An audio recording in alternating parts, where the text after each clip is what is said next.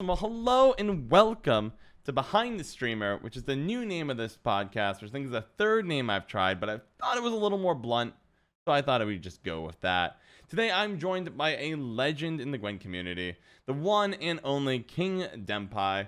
So, King Denpai, what would you like me to call you during this interview? Well, I mean, I am a man of many names. Most of them, honestly, you probably can't say in 3 different states, so I will just go with Denpai for this one, if you don't mind. No problem. Let me go ahead and write that down. Denpai, that is what I will call you. Well, I'm glad you're here. You do a lot. You're a streamer. You are the general manager. Is it general manager for Bandit Gang? General manager. Yes. Awesome. And you are, I believe, full time in this community. So I'm looking forward to hearing your story, how you got here, and all of that, and then dive into what you do because I think you're going to offer a really unique look into what it takes to manage basically a team of content creators and competitive players, which is rare. You normally don't get that, but Bandit Gang exists. There's a ton of people in it, and you are behind the operation. So I'm looking forward to learning more. So why don't we? We're telling you. Yeah, I can't wait. So why don't we go ahead and just start with your background a little bit. So right now or do you want to just hop in? You sound like you had a point for a second, but I was gonna ask, like, how did you get to doing this full time? Okay, so that's a bit of a loaded question. It In is. terms of me streaming full time, Okay. that's. I guess I'll start from the beginning. First off, I started as a streamer when it comes to the community. Okay. I just it was around quarantine. No, it was around quarantine and stuff like that, and I kind of said to myself, like, let's get this going a little bit more so. Okay. And I I'm just trying to figure. I'm trying to remember now. But basically, I started as a streamer with about hit affiliate within a week, and then Bandit Gang was actually what some people they credit with me for creating Bandit Gang. Mm-hmm. It was actually started by a fellow named Joe.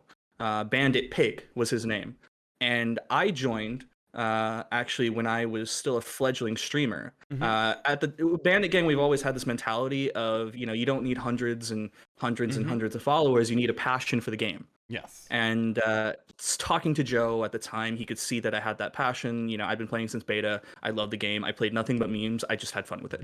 Oh, And love it. yeah, I'm a fellow meme connoisseur. I mean, Yes, I love my Gwent memes significantly. You know that though. Tell me more. Tell me more. Tell me I more. do. Oh, I've goodness. got some stories for you. Don't oh, trust me. Let's talk about the Gwent partner tournament. Oh baby. But basically, I stayed with Bandit Gang for the next couple of months. It was really enjoyable. And then one day Joe said, "Look, Mm-hmm. I've got to go. There's a lot going on right now in my life, and I need to go ahead and do other things." And so we were going to be left without a leader. And I have a background in a bunch of different things. I've had my hand in all sorts. And I've worked in the Mm-hmm. games industry, I've worked in the healthcare industry, I've worked in education. I've done a lot of things, but my background in games is what really helped me because I did social media, customer support, and a little bit of editorial work in the Mm-hmm. games industry for a company called PCube for 2 years of my life. Okay. They're a publishing company. They're really fantastic. And basically, when push came to shove, I said, "Look, we can do this, this, and this. Get the socials here. Get doing this. We look for this talent." And I said, "Look, I'm down to man the ship." Okay. And everybody was happy with it. That's They awesome. liked me. Mm-hmm. Yeah, I was so happy when everybody That's said it was fine. Yeah, it has to be a really rewarding moment saying, "Oh, I came in here, probably been here for it sounds like a couple months, and then, hey, we lost me a new captain. Joe's leaving," and they're all like, "Yeah, Yeah. Denpai's the man. He's got this." I Yeah, love that. Okay. and Mm-hmm. I took it under my wing. We got everything organized, and we've just sort of been full steam from there. And I've just only continued to help the team grow and grow myself as a streamer because actually at the time I did work at a surgery here in the UK because I live in England, Mm-hmm. and I unfortunately was let go from that job, and Mm-hmm. at the time I was prepared to do another job. I was like, all right, full steam ahead Mm-hmm. and let's get it all sorted. And next step ahead. It's like, oh, it was a little bump in the road. Let's continue on. Okay. But one day in the morning, I was having breakfast with my wife, and she says to me, I've been doing this like right after I did the Gwent Partners tournament. It was awesome. I had a lot of fun. And just one morning, she says, you're really shining lately. And I'm like, oh, thank you. What do you mean? He's like, well, you seem really happy. And I'm like, well, yeah, it's the streaming stuff. It's just a lot of fun. It's something I really enjoy, and Mm-hmm. it's just genuinely because I've always had a passion for entertaining, talking to people, connecting. I think Yes. human beings are one of the most fantastic things in the world. Basically, it's hearing people's stories from all around the world, making an impact. Just talking to people is just rewarding in and of itself. Mm-hmm. And so my wife says, "Look, she works in education. She's a manager in an education Mm-hmm. company, and she brings in quite a bit already. And she says we're well enough off. And if you want to pursue this, then you have my full blessing because I love seeing you happy." Wow. So That's huge. I have, yeah, yeah. I'll tell you, Oh, I'm a lucky young man, and that's so incredible. I've been doing this streaming thing as my job for the last couple of months, about half a year now, Mm-hmm. and it's been really really fantastic. I've had some success with it, and I Nice. just feel blessed basically. Well, that's incredible. That's okay. I have a lot of things. I mean, if you're taking diligent notes the entire way through, and I wanna, if you don't mind, I'm gonna back it up, and we're gonna go step Yep, by step by step. I have a bunch of questions about a bunch of different stuff. go The right ahead. beautiful, beautiful. But that is honestly like that is a compelling story right there, where man, talk about how great a relationship you must have with your wife. If your wife's like, yeah, you should, you're really happy right now. We make, I make enough money for the both of us. Let's just do it. Let's let you go do your thing, build that out while I go make them income for now. And oh god, there's so many. Oh gosh, so good, so good. But let me back it up. I'm getting ahead of myself. First thing I want to dive into is this. Probably not a spot you're expecting, but the multi-career journey you had. Because I feel that a lot of people, especially in your 20s, don't expect that, and it happens to a ton of people. I know it happened to me. I went from Mhm. a healthcare, education, software startup into finance, into this. And my background, my degree is international relations, which has nothing to do with any of that. Really? Yes. So I also went down this wild journey of nothing really makes sense in order, but there's like a loose thread. So I want to know how you navigated it. So what was your educational background? How did you get your first job? And then how did you make such a big pivot? Oh, wow. Okay. So this is I don't know if this is going to paint a good image of myself or a bad image of I just want myself, to know but I your will image be of yourself. honest. Mm-hmm. Please. Well, I'll be honest up front. Mm-hmm. Now, I am growing up, I actually wasn't the biggest fan of traditional education. Okay. I didn't really enjoy my journey. I was a smart kid, and I have a good head on my shoulders, but Mm-hmm. uh, I actually didn't really line up with school too much. And Mm-hmm. when I was about 17, I actually dropped out of high school. Wow. And yes, I dropped out of high school, and then I'd been dating my wife since I was 16, and all those cogs were in motion. We were in an online Mm-hmm. relationship, and then I ended up in England around 20. And Mm-hmm. England is where I really got my career started, which was honestly, I will attribute all of my success to purely something called the gift of the gab. Oh, tell me more. I am a gift of the gab, so Never you heard of can it. talk. You Okay, can, okay. Okay, so yeah, you're yeah, got silver, like a silver tongue kind of thing. You can talk. And that, basically that. love it, love it, Yes. love it. Tell me more, tell me The more. first Mm-hmm. job that I got in this country was actually at a local butcher's. I was out with my wife. We were walking out and about at a place called the Moor in Sheffield, and there was a young man working in the butcher's outside the front of it, shouting deals. Two chickens for a fiver, two chickens for a fiver, all that stuff. And I Uh-huh. thought that looks fun as heck. That looks fun as heck, I'll tell you. And I Wow. walked straight up to this man, and I just said to him point blank, "I want your job." And he had to do a double take, and he was like, Really? "Excuse me?" Yeah. Wow. That take Can you imagine that? Oh, okay, tell me more, tell me more. That is bold, my friend. That is bold. Well, they thought that as well because the guy was absolutely flabbergasted. But he was like, "Well, I mean, we only recently just opened. I'll ask my manager." And so he Mm-hmm. goes in, and the manager was just like, "Who is this American guy outside? Just like asking for, not even asking, just telling somebody, I want that job." The Okay. manager comes out. I talk to him, and I say, "Look, I just saw what the guy was doing. I thought it was really fun. I thought it was really interesting. If you guys have work opportunities, I would love to work here." Mm-hmm. And the guy was like, I mean, we only just opened, and honestly, we're really at capacity. But give me a little bit of time. Give me your number. Okay. Half a day later, they're like, "Come in for an interview." Mm-hmm. the next day. Okay.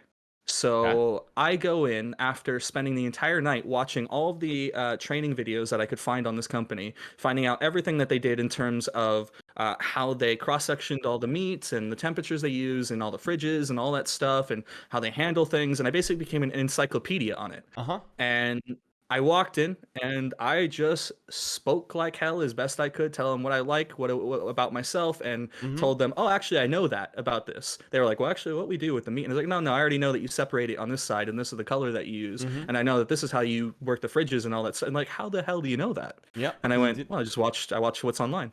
Yeah, wow, that is.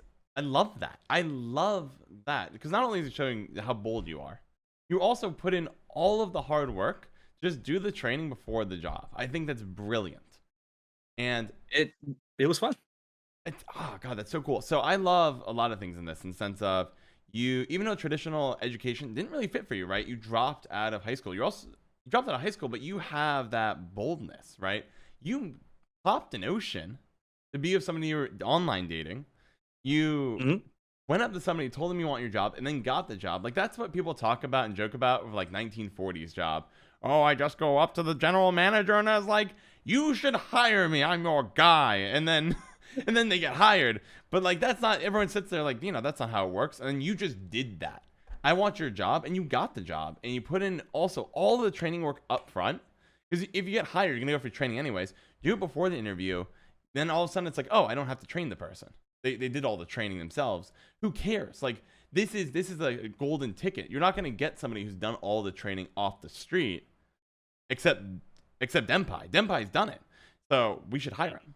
So you get hired by this butcher. So tell me more. Tell me more. So you get Yep. hired. Well, basically, I worked there for a little bit. You know, I had my fun, Uh huh. and I just continued to sort of take that energy with me. I always just I just look for opportunity, even if it's not necessarily out there in the open. People like to look for job listings specifically. Honestly, I'll take my chances and just say to people, I'll call up places, Uh huh. I'll send in emails, all that stuff. Even if they're not advertising, I'll just say, "Do you have it? Do you Yep. have?" My first after the butchers, I actually called up this. Sorry, I emailed this place. P Cube is what it's called. Okay. Yep. And the publishing Yeah, the company. game publisher. Okay. And I emailed them and I just said, "Do you guys have any job openings? Do you have Mm-hmm. anything for customer service? Do you have anything at all that I said I have no experience Okay. in that particular field, but I got a lot of passion. I love games, and I'm a quick learner." And I said, like, "Do you have anything?" Mm-hmm. And just like that, they were like, "Okay, well, this is weird, but we actually have a customer service role. Okay. I'm Could with you you. do a phone interview?" And I went, "Yeah, yeah, yeah, I can do that." Uh, Immediately, the day after I get the call, they are like, "Wait, you're from Los Angeles? Wait, what are you doing over here in England?" Uh All huh. this stuff, and I just completely put on everything I can to charm. I talk about all their games as well. I'm like, "Oh, I know what you publish." I Mm-hmm. have a lot of, I Yeah. research them You obviously as you did well, your, you and put in the work again. You that's a yeah, consistent. Okay. Love it. that's the biggest thing is if you talk in the talk, you need to be able to walk the walk. Simple as. Yep. And thankfully, I was also helped out a little bit because they published certain things that I was already into. Nice. They did the EU publishing for Steins Gate, which is an Ooh. anime. Yeah. Oh, I know that Well, anime. franchise. Sorry, you know Steins Gate. Well, Oh yeah. basically, they handled and were responsible for a lot of localization for Steins Gate, Really? Okay. and I just spoke to High Heck and Back about my passion for that game, Uh and huh. added a little bits and bobs for their other stuff, and they're just Mm-hmm. like, "Okay, so wait, this guy's really charming. He's super knowledgeable about not just the company but the product Mm-hmm. as well." And the Yes. field and everything, and I mean, it was pretty much done and dusted. You got the Yeah. job kind of thing. I love it. It's just a repeat of the butcher story. You said, "I want a job." They said, "We have something. Let's interview." And then you put in all the work. You go there and you blow everyone else out of the water because you're prepping for these jobs like you already have them. Like you're going. They said, "We're hiring you right now. Get started." It seems like every single time you would be like, "Okay, I've done all the training. I know your products inside and out. I can talk the talk and walk the walk. I'm ready to go. I'm an all-in-one package deal." And then you get hired. And so you go work at Yep. a publishing company. Okay, so then what happens? Because you don't end up here. You have more in your journey. Nope. I basically I spent 2 years of my life there, And the first year was more or less just the customer service side. Mm-hmm. And then a few people, because they actually hired initially for a couple of different roles all at once. So they had a video editor guy, they had a social media guy, and then they had customer service. And it was three Mm-hmm. different, three of us. And those two roles couldn't justify the wage. Okay. So those two had to be let go, but customer service being what it is, and me being Mm-hmm. really good at it because I've just always been good at talking to people. Yes. They tell me horror stories of like, oh, these people are really difficult. These people are, you'll never get Yeah. past this. I talked down some of the like angriest people they ever had. Mm-hmm. I boosted sales tenfold. I went to Wow. fucking sorry Machine. sorry. No, you're good. I You know we can said we are okay swear. to curse, but I'm trying to be nice. Whatever you want. And they took me to London MCM Expo on the Wow. show floor, and This is I was awesome. there, just absolutely hawking their goods left and right, having fun, making people laugh, Mm-hmm. entertaining families, entertaining cosplayers. Like, hey, I love your costume, I love that show, or Mm-hmm. hey, Yeah. this is a game you'll love. Did you guys know that the same people who made this game made the thing Yeah. that you're cosplaying I from, love that. etc. And like they Uh-huh. said, we've never had that successful of a show floor time. Like we've never sold this many. You Mm-hmm. sold stuff we didn't think we'd sell. That's Uh, incredible. Yeah, but it just keeps going back to that. I have the tongue, I have the passion, I can talk the talk and walk the walk, and you keep leaning in on that. So you're an all-star right now. It sounds like you're like the king. You're rocking it. I mean, it's the king and the king it's Denpai. something it's something I'm thankful for as Mm-hmm. as an ability. I even call it at this point. Mm-hmm. But I mean, I always just try and treat it as like I use my dad's old adage: treat people how you want to be treated. I know I Mm-hmm. want to smile, and I Mm-hmm. know I want to laugh, and I want to have a good time. And so I try and use everything I know to make that happen for people as best I can. I like that a lot. Mm-hmm. Um, and after that year, and they let those two young men go. So Yes. people I'm good friends with, and they're very close to me. I love them so much. They're wonderful dudes. One's even working at Namco, Bandai Namco Oh, now. that's The impressive. social media guy. He went on there. Mm-hmm. Actually, no, he's Marvelous. Sorry. And That still doing fine. basically, he's Yeah. doing good. I They said, hey, look, we've got some things that now need to be filled, and Mm-hmm. they said to me, your customer service stuff, you're basically banging out. You're keeping the inboxes very, Mm-hmm. very easy to manage, all that stuff. You seem to be done. I honestly was done with Yep. my workday. Like the main thing about customer service is that the goal about customer service is that you need to actually not be busy. If you're Yes. not busy, you've done your job. Right. Uh, Because you're because wiping through you've all the cleared out issues. everything.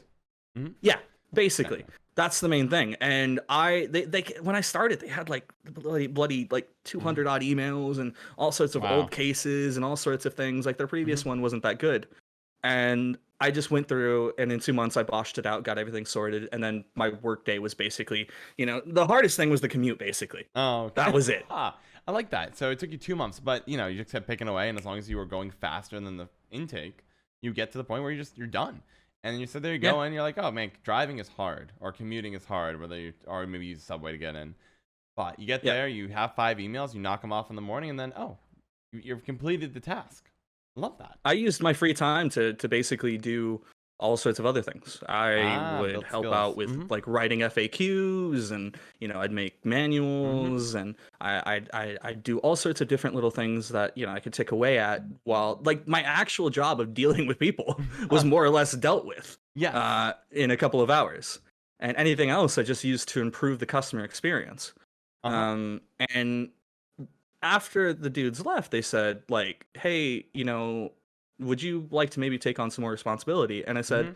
show me how to do customer service. Show me how to do social media, and I've got it. Yep. And they were like, okay, well, that's okay. The marketing guy, his name was Andy, and he Mm-hmm. knew everything inside and out. He knew all the apps to use. He knew how to like get all this like growth in terms of social media. Mm-hmm. He gave me a month or so of just like the ins and outs, monitoring me, and I proceeded to just take that and run with it. our Hmm. Facebook pages grew like hell, our Instagram grew like hell, and I Nice. came up with all sorts of fun little ideas to make it better. Some of our posts were like super trending and all that Hmm. stuff, and like much better numbers than they'd ever seen. I was like, well, Yes. how do I make the customer experience even better? On Facebook, I just one day I said, I have some Photoshop background. I did some graphic design stuff. Let's just make some like interactive question posts and stuff. What's your favorite Mm. retro game from this time? Yes. Or, what's the best game from this console? Bam, bosh that on Facebook. Easy done. Everybody's commenting, liking, talking. Yep. Everybody's having a lot of fun. That's awesome. Hmm. Um, it Yeah. was so much fun, honestly. I love the social media side, but they also said, hey, you write these FAQs really well. And I was like, well, I've just always written things. I've Hmm. always had a passion.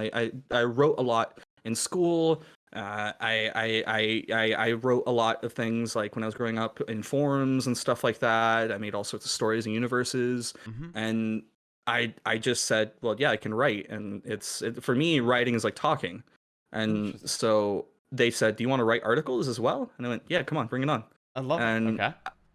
I basically wrote the news posts and articles Hmm. on top of doing the social media, which was really easy to manage because I would use social media scheduling tools Yep. and map out my whole week for the for from Monday onwards, create like Yes. a bunch of different posts for each day, Uh-huh. and everything automated. And then from there, I just wrote about the news Hmm. as it came, while handling customer service, which was still like bang, bang, bang, done kind of thing. Uh-huh. No, it makes sense. Uh, Yeah, you're a machine. You are a machine. I love that you're absorbing all these skills. And I think what shows the highlight of where people sometimes get stuck and they don't realize it is if you're putting yourself out there, doing your best, and then also performing, right? You have to not just give it your best, you also have to deliver the results. You start getting more opportunities. People start getting interested in investing in you, right? Matt, was his name Matt, the social or the marketing person? Andy, Andy, Andy. pardon me. Andy was happy to show you all the social tools because it helps out Andy, but also Andy knows that if you hand it over, Denpai's got it. Denpai's probably gonna rock it. Denpai's already obliterated customer service in a positive way. And all of a sudden, more responsibility comes in, new skills are being acquired, and you're doing a great job. And you're having a pretty good time so far from the sounds of it. You're making full use of the interaction, going back to that life philosophy of not just treat people how you want to be treated in terms of respect, because everyone's like, oh, you just want to be respectful of people. No, you have a higher bar, and I think this is core for all of it. You want to make people laugh and have a good time, because that's what you want. And it is that philosophy comes out in your social media. You're rigging it all. You're giving interactive posts. People are loving it. You and your colleagues clearly value you. You're hawking tons of goods at the inventions because you're able to know that talk the talk, walk the walk, and make people feel good about what they're doing. I love that. That core philosophy, really manifesting it, along with your boldness to take action and try things. Beautiful. On the back. It's Mhm. I'm just blessed. I'd say from my experiences, and I did that for for the next year. Sorry, Mhm. and it was just an otherworldly experience to get to learn the inside and out of the games industry Mhm. when you meet people who work for some of your favorite companies. Or I would talk to our CFO, Mhm. and he would tell me stories about how he went to Japan and the new contracts that he's trying to lock down, and he's like, oh yeah, I had drinks with these dudes from this company, or there's Awesome. this visual novel we're making and all that stuff, and Yep. it was such a fun like absorbing that energy and knowing like this is something I'm a part of. It was so cool. Mhm. um and unfortunately, actually, the reason my job sphere changed was Yes. a couple of different factors. There is a I don't want to be too sour. I want to make this more positive, this whole thing, but I have to be real as well. There are realistic things that come with just the adult working world, and Mhm. everything on top of it. And unfortunately, I had a small instance of some workplace bullying, which Mm. was quite old guard. They have their own Yep. views, and I encountered that, and I was made aware of it, and it left a sour taste in my mouth when I'm putting 110% Yes. uh of myself in something. Yeah. um And I it's tried just to be like. the Mhm. bigger about it. I did, but Mhm. it just always sort of niggled away at me, and it was just in the back of my head. Yeah. um It's just that you're but I getting chipped continue. down. Go every ahead, day. sorry. Oh, I was just gonna say, it sounds like you're just getting chipped down. Somebody is by workplace bullying. You're describing somebody just putting down your work and efforts and not giving you the respect you deserve. Is that how you're describing it? It's pretty much that. It came from one big instance. I'd found out that a colleague of mine had been saying some rather rude things, quite rude, about my physical appearance, Hmm.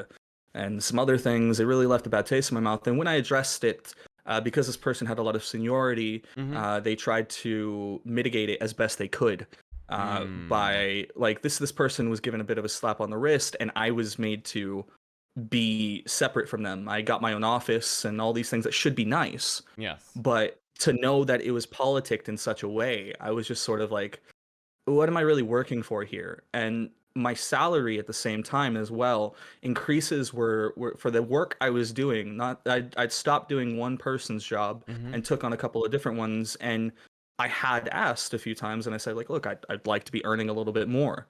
Mm-hmm. And I was not Being happy with heard. what I was given. Yeah. Um, Especially because when I compared it to other salaries, especially in the same industry, I was just like, I could be making so much. There was a point where like I was like, honestly, if I took more hours at Subway, I could probably make more, Wow. and that's That's what really got to brutal. me. And I have a wife, I want Mm-hmm. a future, Yes. and I have to provide for her. At the end of the day, I can enjoy the hell out of what I'm doing, but I have to know that what I'm gonna do is gonna lead to an end goal, Mm-hmm. and a happy one for me, my wife, and our eventual family and things like that. So I had already had these seeds in the back of my head Mm-hmm. with the job. Um, but what sort of spurred it on was actually absolute tragedy. Mm. Um, Okay. Unfortunately, one day, because I lived in a place called Sheffield, and the company was based in Doncaster, I'd commute every morning. Mm-hmm. I would take my commute was actually about an hour and a half, and I would do that Brutal. every day, Each way or just like each way? each way. And I would take a Jeez. bus, a train, and another bus. Uh, Wow, man, and that's I did that for insane. 2 years. That for so I don't know if people if you're in the working world you get this. If you're not in the working world, it's gonna sound insane. My commute used to be 40 minutes each way, and I hated it.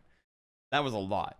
And I had my own car. I got to listen to my own music. But an hour and a half each way is actually just nuts. And you're spending 3 hours of your day going to a job far away that you might be making more, like, it pays you so little that you might make more money at a Subway. And then you're doing three people's jobs, and you love doing those jobs, but you're also not getting the respect you deserve, both in salary and you're getting some workplace bullying. That's insane. I think it says a lot about your drive in terms of not your commute drive. That'd be a funny pun, but your but your drive and passion for working hard and trying to succeed and giving it your all in whatever you do. Because you strike me as a very driven person. And I love that. But it also just says a lot about how terrible those conditions are. If I'm making less than I would have made at Subway and I'm commuting 3 hours effectively in total a day, I'm spending 1/8 of my day on a bus or a train. That is insane. All right, so it ends. The Mm-hmm. money, sorry, go ahead, No, sorry. no, no, no. Go for it. The money that went into things like the travel itself, whether it was having to get a pass for the Uh bus huh. and the train, you topple that on, that's practically insurance cost. The time that it took, I would wake up at about, if I felt really at it, I would wake up at 4:30, because I like to have a morning where I'm properly like in it. Yep. Because I like to work out, I like to get washed up, make breakfast. Mm-hmm. I'm the home cook, Yep. and I want to make sure the day started properly. I could do it in a pinch. I could do it half five. I could Mm-hmm. I could even manage like 5:45 or something. But I had to always Yes. be out the door at around 6:15 to 6:30 at the very latest, and Get even then that's there. cutting it. Mm-hmm. And it was I'm an early guy. I don't mind. You just tell me when I need to wake up, I can do it. I put my head to something. It's always all right. But basically, where I'm going with this, sorry, No, and the you're whole good. You're good. tragedy Mm-hmm. line that I was mentioning was in Sheffield, in the flat that I lived in with my wife. One morning, it was a particularly cold morning, and we were using an electric heater fan that you plug in, Mm. and it was about half 5 in the morning. That thing was going away, and me and my wife were soundly sleeping in bed. and we just start smelling smoke.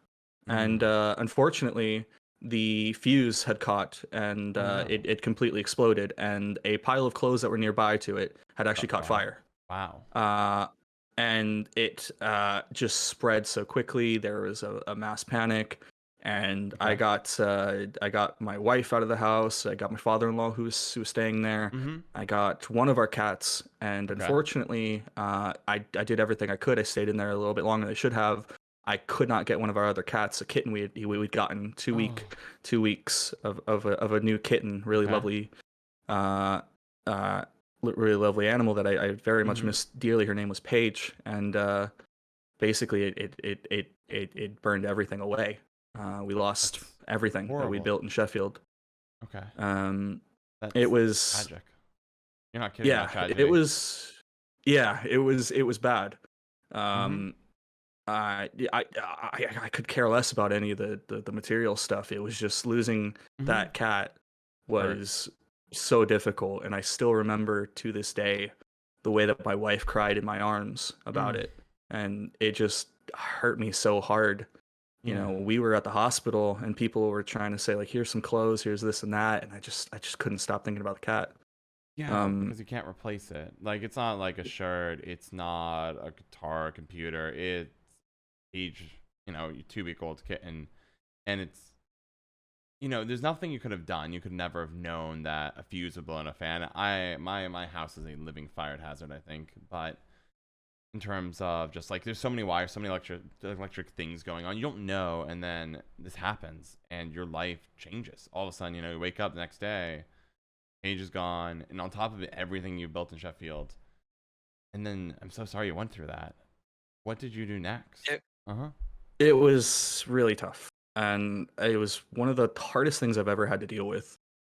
When you like just frantically try and put your life back in order as best you can, Mm-hmm. and you're digging into savings and you're getting cheap hotels and you're speaking to agencies about trying to get any new accommodation of any kind, Yeah. um, it's just kind of wild. And I remember the feeling of telling my work about the experience and telling them I'm gonna need some time. Yep. And I remember saying to myself, like, just soak in how they handle this.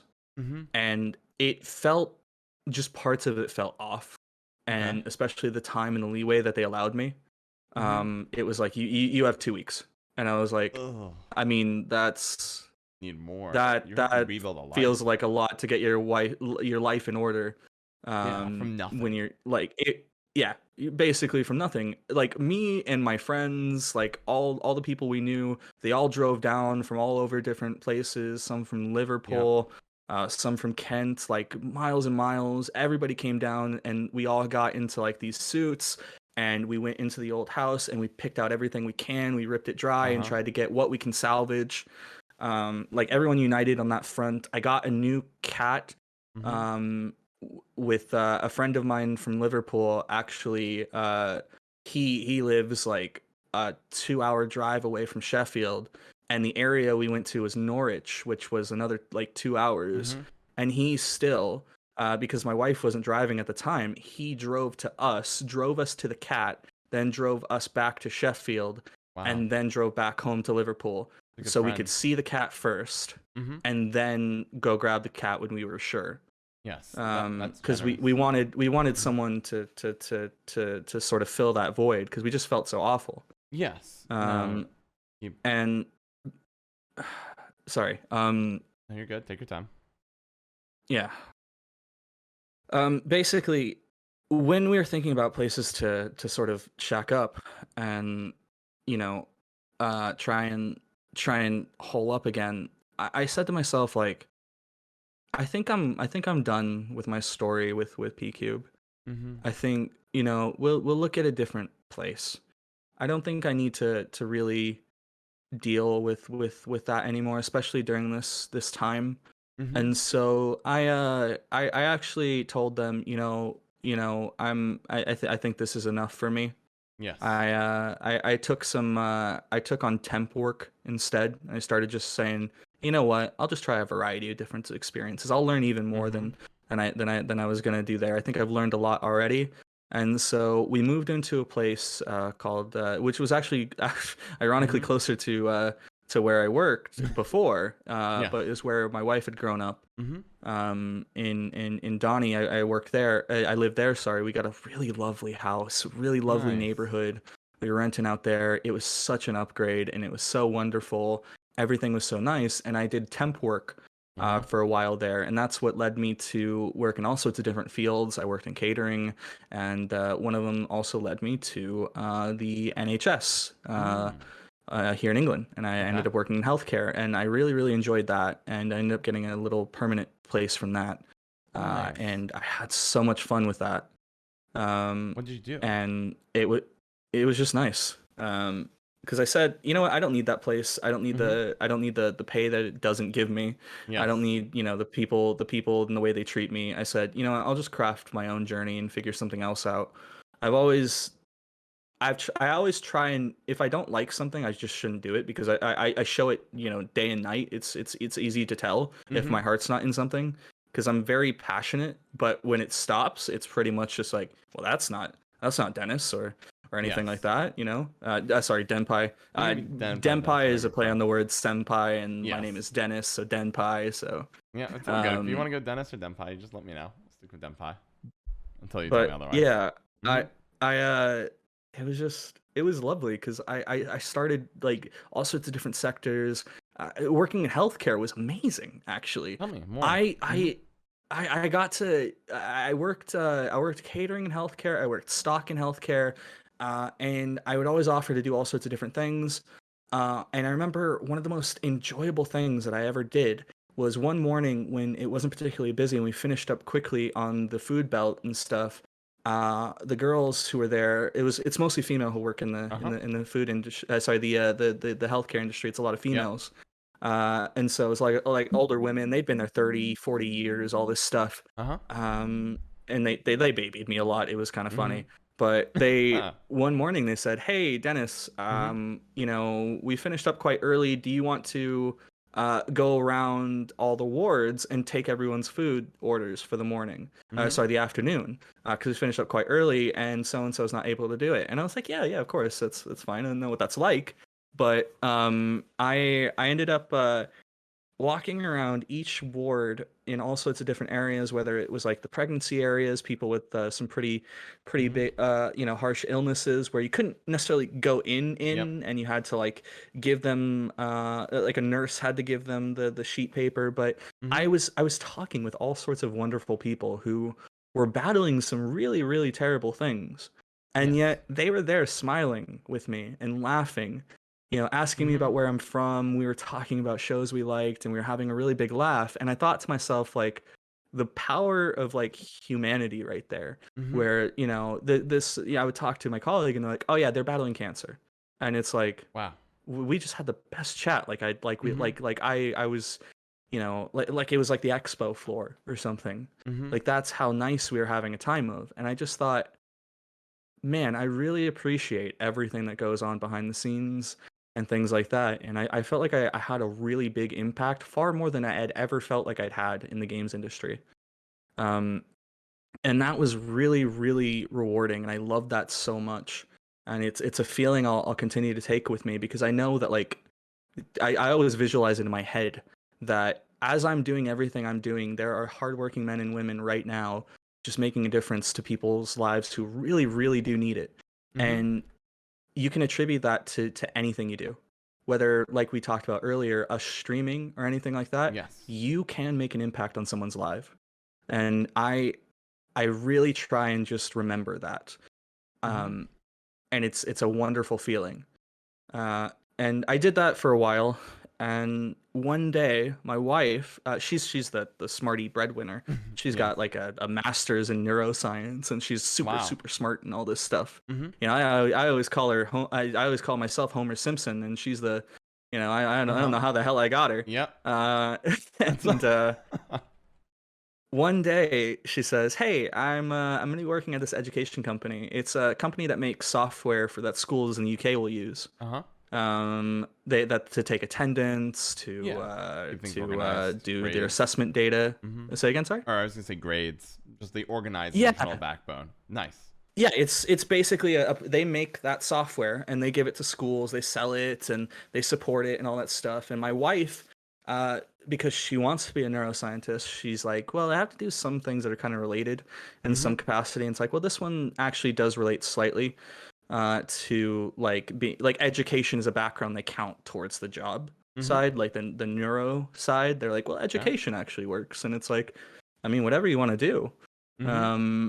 Because they look for different Yes. qualifications and time you spent, whether it's been working at a hospital, it's been working at this, and oddly enough, one of the things that they count is like working in education. Interesting. And so she went for that, Okay. and she got the job, which was like at first it started as a customer service role where they would help support schools on how to use the software. They Mm-hmm. would do demos and they would teach people, record videos, go out to schools and show them how to use it Yeah. and Okay, all I'm that with you. stuff. And like because the software was the first cloud-based education software that was on the market. Yeah. And you Because got it was a bunch of young people who started it. that's awesome. So Um, very startup-y feel, breaking into an industry, new stuff, which makes sense that, I think customer service, sometimes you might think, oh, you can just put anyone in it. But no, you really need good people because this isn't like a regular, anyone calling up for tech support. This is the administrators of these schools who are buying the product, the direct consumer. Like they represent this large institution, and when they call, they need somebody really, really intelligent on the end of the line, talk them through how the software works, as well as handle the customer service side. Hence, your wife went for this job and got a position with you. Yep, she pretty much like she's the Miss Smarty Pants of it all, and I was like I wasn't surprised because Uh huh. like you were saying, you touched on it just there, the admin teams and stuff. The people who use this are not just like the parents or something. No, they're never gonna call about it. It's you're talking to head teachers, you're talking to the Yes. people who run the show. Mm-hmm. These are people who have been around for ages and are smart as hell. Uh huh. Yeah. Um, They're the real big shots behind these institutions. They are the ones calling up saying, "We have a problem. I don't know how to do this. My teachers are all struggling. It's representing hundreds of people. Help." I'm with you. Mm-hmm. Pretty much that. And my wife says to me, she says, "Yeah, we're hiring right now. We're looking for people." And I just said, "Why don't I join you?" And she Mm-hmm. was like, "That's a good one, Dennis. All right." And I went, "No, no, I mean it." Uh And she's like, "What?" And I was like, "Yeah, yeah, yeah." And she was like, "But you have no like she was Mm-hmm. quite honest. She said, Yeah. "This is gonna be really difficult." And I was said, "So is everything else I've done." And Ah, love so that. she's like, "It's on a different level." And I was Mm-hmm. like, come on, I need to flex my brain a little bit. Who cares? Let's go for it. Mm-hmm. And she told her boss, and they brought me in for an interview. And despite having being a high school dropout Yep. with none of like the smarty qualifications, these are people who work here. They have like masters and PhDs and all this stuff. And Mm-hmm. I just sat there and I said, look, I got a lot of chutzpah. Here's what I've done before. This is what I've achieved. This is how I've done it. Here are the numbers. Here's everything else. Here's what I talked to about Amy. Here's what I know, and here's what I want to do. Mm-hmm. And I basically flexed everything I possibly could and talked as much as I could to say, look, I don't know a lot about education, but god damn it, I have a lot of passion. Mm-hmm. And listen, I mean, I'll be honest, working with my wife as well, it's gonna give me a little bit of that, like, hey, I want to show off and I want to Mm-hmm. do my best kind of thing. I Yes. spun it a little bit as well, and I just had fun with it. Like I was just smiling, making jokes, laughing, and just trying to show my passion. And once again, it's another instance where I Got got promoted. it Very because I was nice. just really passionate about it. I love it. And then you also in that spun the, oh, my wife works here, which could be a downside. It's like, oh, now we have this family relationship. You're like, oh no, I'm gonna have to really show my stuff here because my wife's here and she's really smart. So I gotta level up my game and make sure like I'm driven. And time again we see that you come off as engaged, driven, maximize, well aware of what you can do and maximize it and present it well. And that keeps opening doors that people think would be closed. Like, oh, I don't have the qualifications to go for this job. It's okay as long as if you have the guts to go for it. You might not always get it, but if you come in fully prepped, you come in engaged, you come in and you look like somebody other people want to work with, goes the full way. And you get it again. And I love that. And especially after all this tragedy. You've had to basically had to rebuild your life. Not only did you lose, unfortunately, Paige the cat, you lost lost your home, you had to move. But you also, in this time, said, you know what, my job is toxic right now. They are not supporting me through this. You cut that away. Then, like, adding to the loss, but this is where you say, look, this is my reevaluation point. Cut that away, and you just rebuild it all. You get a nice house. You do temp work, which I think some people would be hesitant to do, but you just rise to the challenge saying, I'm going to do it all. I'm going to make some money. I'm going to try some new professions because I want to keep building my skill set. I don't want to just pursue another social media job. You be incredible at it, or another customer relations role. You try more things. You have more life experiences. You find, once again, and from how I'm reading your story, listening to your story, you almost rediscover your like drive. You mentioned it earlier. I want to treat other people how I want to be treated, but you don't want to be treated with respect. You want to be treated in a way where you smile and laughing. You refine that at the NHS. You're talking to these people who are on potentially death's door at the lowest points potentially in their life, and you're finding that passion again. You're finding that these people have these conversations with me. It's incredible. And you're getting that drive. That drive is just, it feels like it keeps building. You already had an incredible drive. I don't think most people, I don't know if I like to think I'm a bold person. I don't know if I have the boldness to move across an ocean and then go through the journey you went through. I don't think even I'm that bold. You do that and you keep going time and time again, going back to that core philosophy, building out your skill set, in finding incredible life experiences, that extra drive, and knowing that hardworking people are working behind the scenes. Even if you can't see them, you know people are working hard to make the world a better place, a place where people are smiling and laughing. And you keep building that momentum all the way to, once again, another opportunity, another impossible job, and yet you get it. I love that. That's incredible. It was something else, I'll tell you, as well. And working with my wife on this was just an otherworldly experience. It was so fantastic. It challenged the hell out of me. More than anything had challenged me before. Yeah, stakes are higher. Oh yeah. Oh yeah. Yeah. You have to. You know how I said you have to talk the talk and walk the walk. There's no pulling the wool over anyone's eyes or anything like that, or flubbing it when it comes to a head teacher. Yes. It's yeah, because it's as you said, these are the people who have been here for ages. These aren't, I have an issue for your game, somebody smacking their keyboard, sending an angry email. No, these are the people who win the respect of hundreds, if not thousands of people. They lead these large institutions, and they're calling you. They have a strong education and educational background backed by years of experience. And the only reason they got the positions they have is because they're successful. They deliver time and time again. This is not some new hire. This is the real deal. And they're calling in. Denpai is answering the phone. And you have to be able to impress them, which is going to be a higher bar than you would never encounter before working at P-Cube. Because now it's, again, not just a nobody. It's somebody with the full brains, the bronze, and experience. I'm telling you, I need this fixed now, or I'm having a problem here. So how did you rise to that challenge? And your wife, of course, is also a bit on the line, where she took a risk saying, hey, I'm okay if you're working here. But it affects her reputation too. If Denpai is trash, then it's going to look poorly upon her. There's no real way to avoid that relationship. You're married after all. So how did you rise to this challenge? Tell me more.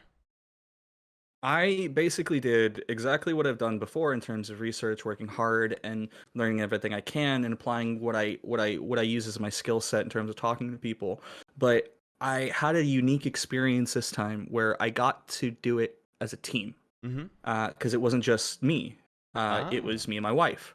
Yes, so I had a fountain of knowledge where I was able to ask her questions and say, look, I've got to learn this, and we've got to study on this, and I don't know the next thing about assessments. I don't know about this. I got to learn it. And she's like, it's okay, I'll help you. We've got all the time in the world. Let's just do it. And we spent months on months together. I applied myself, at the job itself. And, even after everything had finished, I was still asking her questions. We're talking about our day. We're talking about certain things. And it was just an absolute fountain of knowledge to go into my head. Wow. It was wild. And it was so much fun. And being a startup, the company basically, it was never, I never really got to get comfortable. Yes.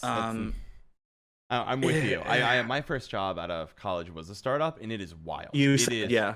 it is an insane experience where so here's what people think startups are like. Here's what they're actually like. People are like, oh, it's at Silicon Valley. You're having pizza parties every day. You got that $1 million backing. And no, let me explain. Like, to be blunt, startups are hell. You're driven by Yep. hope, and everything is going wrong all the time. It's never a we're doing great. It's a everything is on fire. We need to prioritize which fire we're putting out immediately, and if there's no fires, we need to grow faster, and that'll make more fires. We can never get comfortable. You are never comfortable. There's not enough roles covered, so everybody wears all kinds of hats. Maybe your customer service today, but oh god, we need a marketing pamphlet tomorrow because none of us got a chance to set one up before the presentation or this convention. It's a wild experience. It truly, for me, I got burned out within a year. I got trashed. Yep. And I give you a lot of credit. So how do you handle that stress? Because not only is your wife working there, you're in a high pressure environment, the hardest one you've been in so far, and it's a startup, and so you're doing 80 different roles at the same time. Tell me about that. It was, you're absolutely right. Seeing how that all went was absolutely mental. I had my hands in a lot of different pots in the end. I would say, people would be like, I give you an example to tune into what you just said in terms of like, absolute hell, unprepared, there's this, that, and the other, throw a dart, see what we have to fix today. What's the Yes. most high priority? They didn't have an actual new starter guide. They didn't have that. Wow. For my role. They were like, so yeah, you just should ask questions. Yeah, just get started. You Here's don't a need little bit of training. what we've written, but just gonna stick you with somebody. They'll kind of show you how the software that we use works. And I'm just I there love like, it. It's horrible. but what? Yeah, it's wild, and that's how it is. That is how a startup goes. Because like, do we really need a new hire? Can we afford a position to train somebody? It's like, well, we don't even know Yep. how big we need to be. Why would I do it? We need somebody who'll just be a self-starter and go. It says a lot about your ability to convince them in the interview, right? Because you basically say, I'm a high school dropout. I have this background of experience, but they're so convinced by the end of the interview that you're not only intelligent, but you're the self-starter they need. And you also are able to tap into this fountain of knowledge that is your wife. Once again, this constant support throughout your life. And you rise to this challenge. And it is mental. You don't know how this goes. I didn't know what I did. I had a bluff. I remember when I worked there, I was a medical education software. Ironically, it's kind of a similar experience, which is why I'm picking up what you're laying down. Because heads of different departments at hospitals would call me. And they would have problems with the software, and it'd be my job to fix it or explain what's going on. And I'm sitting there, I'm like, okay, I'm like 22. And I'm sitting there with a program director from it's NHI for you, it's NIH for us. I think it's National Institutes of Health. This huge, like multi-billion-dollar research institute funded by the government. It's the largest in the country. I'm like, yeah, I'm 22. I'm qualified to talk to you about how this all is supposed to work and how you should be doing your evaluations. Like, sure, you might have 20 plus years of experience on, leading one of the like top tier programs in the country, but I'm definitely qualified for this. But that's the startup life. That is it in a nutshell. You rise to the challenge, or else the startup doesn't work, or they get somebody else. It's just like that's how it goes. So tell me more. Tell me more about you rising, this interaction, and continuing to make things moving forward. So you get there, no training. You just go as a self-starter. Tell me more. I just kick its ass, really. Honestly, I have a lot of fun with it. I start absorbing the information from other people, and one of the things I have always done is I apply myself by throwing myself head first into things. Where, for example, PCube, they did have a starter guide, and they had like a map plan and all that stuff, and like how you should take things with customer service. Yep. And they wanted me to wait I think 2 or 3 weeks with picking up the phones. Okay. And on my second day, I just said, why don't I just fucking pick up the phone and just put them on hold and ask questions if, I'm going to learn by throwing myself in the deep end anyway. There's no reason to baby myself. 100%. And I did that. That's exactly what I did. I just, I said first, I did say, I knew it would probably be bad to just pick it up, but I asked. And they were like, are you sure? Literally, there was a lot of hesitation, and they were like, maybe we should go ask.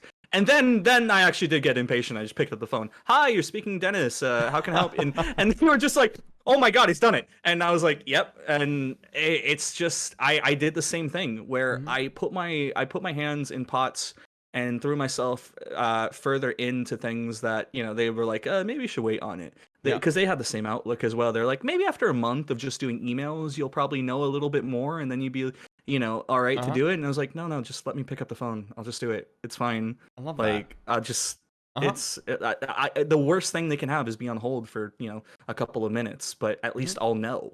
Yes, and you Um, learn far faster if you put yourself out there. You take the additional risk and say, look, I'm going to look like a fool. It's going to be bad. Ironically, I worked in a Yep. call center after that startup job, and that's how it is. We had 2 weeks of training, so there was some training, but the first call you get, it feels terrible because as soon as you hear what their question is, like, let me research that for you. Hit hold.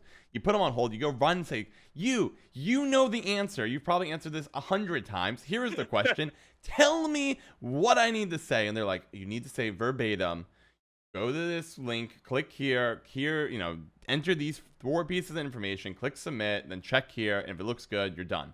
And you go back, it's like, after researching your request, please do the following, and you explain it in an upbeat, friendly way. And you're gonna do that, but then the next time you get that question, you don't have to go. You just say, oh, you go to this link, you submit these information, you click submit, and you go. And that's it. Once you hit the problem, a lot of times the problems will be the same, and you keep learning it. But the fast way to learn the problems that are going to keep coming up is just to dive in, hit the, get the ground running. Don't just sit there cowarding away.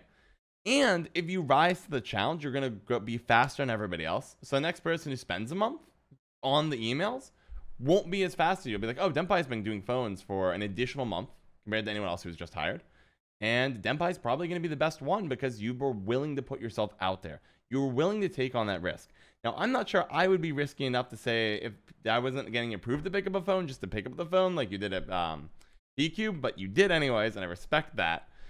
And I love that. It says a lot about your like go-getter mentality. But yeah, you're 100% right. If you are willing to take the risk of failure and looking like a fool, you grow so much faster. And so it you sounds just like gotta fall Mhm. and pick yourself back up. That's all it is. It's Right. that universal knowledge. It is, and people take Yep. failure so personally, and I think is one of the key reasons people keep like not growing. Is they're afraid of failing, but failing is natural. Whatever you try, when no one picks up a guitar and just like jams out, and like grooving it. Yeah. Except when you pick up the guitar, it sucks. You don't have calluses on your fingers. It literally hurts to play any chords. Like the guitar tells you you suck the moment you pick it up. When you pick up the phone for the first time to answer a call, it's like, oh, you suck. You put me on hold for 10 minutes while you tried to figure out the question, and it was a 4-second answer. But you have to suck before you get good. Don't take it personally. It's how it works. And you thrive in that environment. This whole way through, you've been willing to put yourself out there, take risk of failure. You went up to somebody, your like job at the butcher shop was, you went up to someone and said, I want your job. And they could say no, and that would be it. But you're like, I want your job. You got the job. This environment, give Yep. me the phones. I'm going to look like a fool. It'll be a couple weeks, but I'll just tap into my wife's fountain of knowledge. I'll ask everybody questions, and I'm going to be a self-starter. I'm going to get up and running way faster than you expect. But that's why you got hired, right? So tell me more. Tell me Yep. more. Pretty So much. it sounds like you're doing all the right things to meet the bar for this job. You've got the job, but now you have to prove that you're worth hiring. You're doing all the right things. So tell me more about this in the startup environment. I pretty much did it from there on. I threw myself in the deep end. I learned the customer side. I got a lot of extra points for helping with things I didn't need to help on. I literally, like, as I was doing my own starting up, Mm-hmm. with them and learning my role. After about 2 months, I just said to my manager, I said, so I've been writing this in my spare time while I've been doing all of this. Here's Mm-hmm. a startup guide. And they were like, Love wait, it. what? And I was Love like, yeah, it. based on my experience, here's what I think somebody should do. It's Uh-huh. pretty rudimentary, but they were like, oh my God, you have no idea how helpful this is. That. And I was like, I mean, it's just kind of night and day. Uh-huh. I love You it. didn't have one. You need I one. have an experience in writing. Let's just do it. I just sort of did it. Here's all the screenshots on it. Here's Mm-hmm. how you can present it. Maybe clean it up a little bit. I don't know a lot about Mm-hmm. writing guides other than just the FAQs. Like teaching somebody how to do a job. That's Yeah. that's You I wouldn't do it. kind of know a little bit, but not a full job. I can tell Right. you how to work a product, but Yeah, you've never I- formally trained somebody, but you did it anyways. You're like, I can write it. There's nothing. My something is, even if it might be a little rough, my something is gonna be better than nothing. this is the guide at least I wish I had gotten started up with, because it would get me up faster. I wouldn't have to ask Yep. 800 questions, all of them really basic. Here's your 800 question FAQ. It's just a start, probably, you have the experience of the FAQ. You're going to hit all the popular questions. So you put all the popular questions and answers with screenshots in this nice guide. Save every new employee some time. You've provided value they were not expecting. You did this in your spare time. And I'm assuming it was just like they're mind blown, right? They're taking. They were absolutely flabbergasted. That's And I think awesome. like that was like one of the moments where I justified like to a lot of other people because I want to say like like, oh hey, the passion, the drive, all that stuff, and like real go getter, everything's fine. The person who I got interviewed by, my wife's boss at the time, they also went to bat for me and put their head on that block there, saying, look, this guy on paper, they were honest and they said like, look, you've really got to prove yourself, because a lot of people at the top, they've got backgrounds in education and they know exactly how hellish the environment can be. Some were teachers and all this stuff, and they know it. And they're like, some people are doubting you. Simple as they were up front, and I was like, you know what? I'll just take that. I'll use that as drive. I'll just show them, how wrong they are. Love it. And that moment was where I really cemented sort of my status there. Is like, you know what? He can do it. Yeah. He is an example of, he can definitely do it, and he can definitely bring something to it. And on top of all of this, I've always been known as somebody who's a laugh, like sort of happy-go-lucky, make everyone laugh. Like I've been qualified as a class clown before and all that stuff. I love to make people smile. I love to just make somebody's day better. So at the same time, I'm doing all this with like some jokes here, some of those there, and like people are loving me, and all of that just sort of translated to the point where everyone was just really happy to see me, my wife, and it was a really, really good like experience overall. I'll give you an example. I just love to be a jokester, have fun. We went to Serbia. We went to Bulgaria. That's awesome. Sorry, Serbia. We went to, where is it called? It's that basically it is the capital of Serbia, right? I have to remember now. Belgrade. That's it. It was B. Belgrade. We went to Belgrade, and because all of the company is based in England. They have offices in London and Leeds. And the people who actually developed the software were Serbians, and they were based in Serbia. So all of that, like if you needed to make a change to the product, any of the back end stuff, it was all in Serbia. I'm with you, because it's a I don't know if people get this. Cut cost. Outsourcing programming is a great strategy, but it is really tough to make changes, because that's ironically also what I did at my the medical education software. A lot of our developers were in Brazil, and so it got messy, where you would say like, I need this changed, and then they would write back, you can't just point on a computer, say this is it. You'd have to try to explain what's going on. And so basically, if you want to make a change to your software, it's in Serbia, right? So your development team in Serbia have to say, this isn't working, and they'd say, what do you mean? And then back and forth begins. Time zone differences, all sorts of stuff like that. 100%. It's just you do have a little bit of it in England. Like we had somebody at the top end who was responsible for some stuff, but they worked with the Serbian team. And basically because of that, we had a Serbian branch, and this speaks to the company itself. We went to the London offices, because we worked in Leeds, because that's closer to where we lived at the time, and we went to the London office once, in the London area, to have a party there at one of our coworkers' place, where everyone from the Leeds office and London office went. That was our England party one, in which, here's an example. I'll give you two examples, Serbia and the London one. Here's an example of me being silly. I bought an inflatable dinosaur costume off of Amazon. And showed up in that. Love it. And everyone was in hysterics, and it was just such a funny little instance. Because they've always because the London office has kind of heard a little bit about me, and they're like, oh, Dennis always makes people laugh. And he's just always a happy-go-lucky dude. But they haven't met me, and I'm like, how can I cement that without having to do the whole spiel of big conversation and all this stuff? How can I sort of just make them smile instantly? I was like, what about just be a giant dinosaur? I love that. Uh, And I and also, it was great. Everyone was just laughing. They're having a good time. We took our pictures together as uh-huh. as a company, and I was in the costume, and I they had that on the love website for that. a while. Okay. So it made for an interesting talking piece if Mm-hmm. you were ever like talking to schools or anything like that. And it was just like, this is the type of company we are. We like to have fun. We like to Mm-hmm. do this and all that stuff. And then the Serbian one, this is an example of how the company is great. Okay. It's one of the best places I've ever worked for. Um, you could easily, with cost, you could easily just say that's just the Serbian team. Let them be the Serbian team. Okay. For our Christmas party, the Mm-hmm. company paid for flights and accommodation for the English team all the way to Serbia in Belgrade for the weekend. Wow.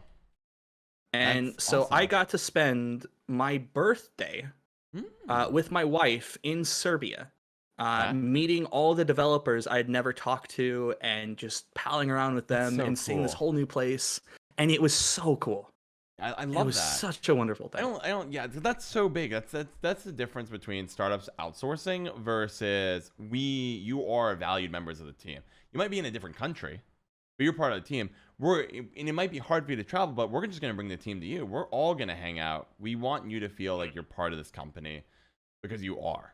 And sometimes it's just like delegate the grunt work abroad, but no, in this case, it is, we're going to bring the party to you guys. It's going to be, you're part of the team. I love that. That says a lot about the character of the company. You're not It was kidding. so good. I also really It love, was really, really wonderful. I also like one of the things, Um, please. Oh, go ahead. Sorry. No, you Oh, please no, after no. you. No worries, no worries. I would like one of the things. I think there's two things I want. If you're watching the interview, or listening to it, you should take away here. Denpai, you went out of your way to cement this reputation as being somebody who's really cheerful and positive. That is so important. I don't think people fully understand. It is a lot more fun to work with positive people than negative ones. Therefore, you should strive to be a positive one. Ethan Evans, a former vice president at Amazon, once said, being positive is worth 5 IQ points. You are just going to get better results. People are going to want to work with you, engage with you, support you if you're actually fun to engage and support and be with. And I love that. But there's another kicker here, which is the key to the story, which is Denpai, you did such a great job with delivering results. If you were just goofing off, not delivering the results, you would get that clown status, except in high school where it can be funny, it's in a workplace where you're trying to keep a job and you can get fired and lose all that income, your wife's reputation get hurt. But because you're delivering the results, it's okay to cement a go lucky mentality because when the chips are down, you deliver. People know that. So they're like, oh, Denpai is not only really smart, driven, and delivers, also is an absolute gem to work with. That now that so fun to work with that the reputation permeates to other offices. Your name is known in places you have not been, and so when you finally show up there, like, oh, I'm gonna wear a dinosaur costume. Checks out. They know what's coming. They know I'm gonna be great. Let me really show them how awesome I am. And boom, Dinosaur Denpai showing up, cementing it, and that's so key, right? You paired the results with the positivity, and it's just a recipe for success. I love it. It's just the way I've always. I swear to God, it literally comes back to Mm-hmm. literally as my dad has always said. Just treat people how you want to be treated. That is the ultimate mantra in life, in my personal opinion. Yes. Well, I think Um, yours is brilliant, though. I think this is where you differ from like anyone else I've encountered. Even someone who I love watching, watching TED Talks, speakers, books, all the full shebang. I've never heard anyone say, treat others how you want to be treated. It's always respect other people. Don't be a jerk. In your case, you go beyond that. You want to actively make the other person smile and laugh. And that is that's a whole nother level. It's a bar that most people don't set for themselves. And you set it, and by striving to fulfill it, it's helped you multiple times go through, constantly be bold enough to try to engage with people in uncomfortable places, whether it's like hawking merch and expo that you hadn't done before and succeeding there, customer service. Also helped you know when things are not in the right place. We're not getting the respect you deserved at PCube. And therefore, you left. You realized in this tragedy, like, I gotta cut this out. I'm not getting my life motto in return. I'm not being treated in a way that I'm smiling and laughing. I actually feel really underappreciated, undervalued. And I've had instances that weren't done right. We fast forward today, you're living, but you keep going back to that mantra, and now you're thriving. You are getting a positive reputation at multiple locations. You're a powerhouse. People love you. I mean, it really does sound like people love you. You're well above doing more work than people expect. I love this. I love this core philosophy driving such success. It's just one of those things where I I just try and put myself in everyone's shoes as best I can. Like you mentioned a second ago, for me, I, I I always try and make that positive impact, not just through laughter or Mm-hmm. charming or anything like that. I try and do anything I can to make sure that somebody's having a good time or that they're okay.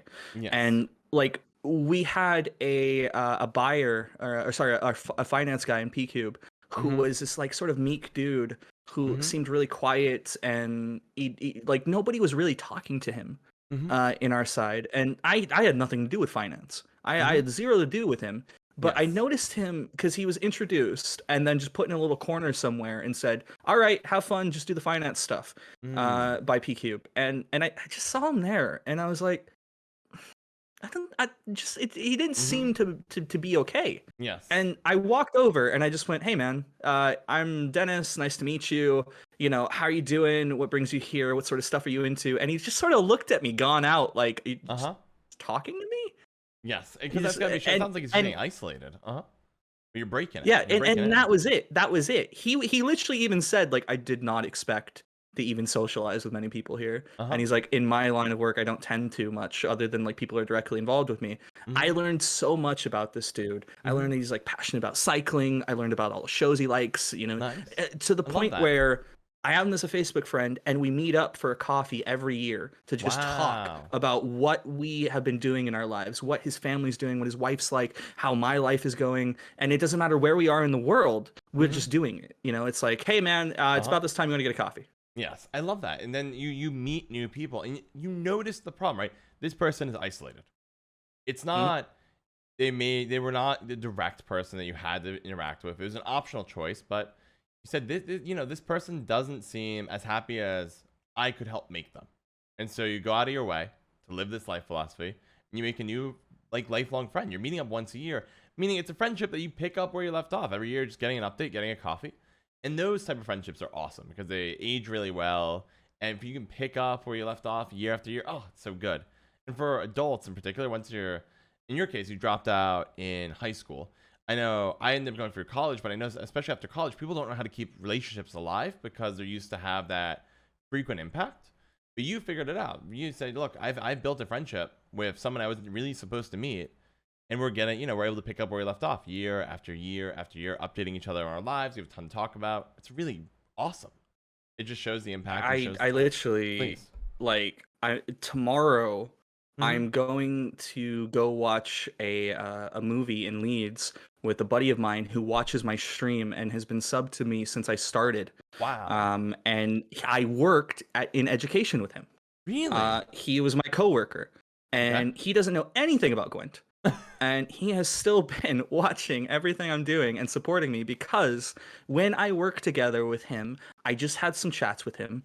Uh-huh. And we just talked about things we liked, and he was like, "Oh, I'm into New Japan Pro Wrestling, Mm-hmm. and I like anime. Oh, I'm like I'm with into you. Haruhi and all this stuff." And I remember for his birthday, I bought us these wrestling T-shirts together Nice. of this tag team we liked. And for my birthday, he Uh-huh. ended up getting me a PS4 game of a New Japan Pro Wrestling, Fire Pro Wrestling. And like we just cultivated this big friendship to the Mm-hmm. point where even after I've left this company, we meet up every month to go watch a movie together. We're watching Violet Evergarden, the anime Really? movie Yep, I'm together. familiar. Oh, that's And nice. That's a heartfelt yeah, one. That's an emotional ride. we love Uh-huh. so much. I Like love it. he's such a we align in the same passions and stuff. And he's got his own game love and all this stuff. And literally, like that's the sort of relationships Mm-hmm. I try to cultivate that where I can to make sure that like if I call you somebody close to me, it's because I genuinely value like my chat and stuff like that. Mm-hmm. I genuinely love each and every one of them. I'll be real with them if I have Yeah. to, but You I'll got talk some to yeah. them not like an entertainer. I'll talk to them like I'll talk to anybody else. Yeah. Oh my. Um, I think it's so important too because you touched on it just before the interview, talking about how your impact on people and your entire life has been this ride of impact. And you go out of your way to have impacts and try to help people. And when you're streaming and you have a chat of like 30, 40, 50, 100, 200 people, whatever amount are there, you have an impact on a lot of people, and it's kind of surreal how many you're reaching at one point.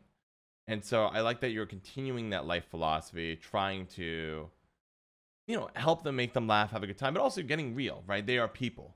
They are not just this, blob of viewers. Each one has their own life, their own identity, their own passions, drives, struggles, and you meet them where they're at. And sometimes you gotta crack down and chat on occasion.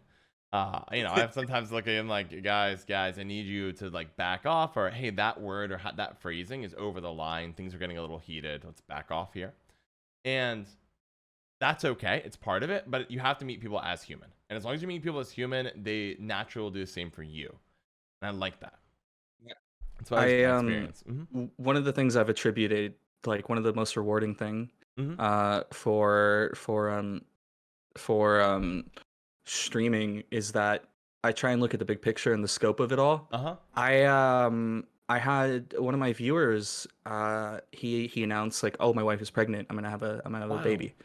And I streamed throughout his journey to have that child, and he has this child, and this is where people's lives tend to take this shut down and they focus on that. And he's even said, look, I'm more or less quitting Twitch. I'm not really going to be around.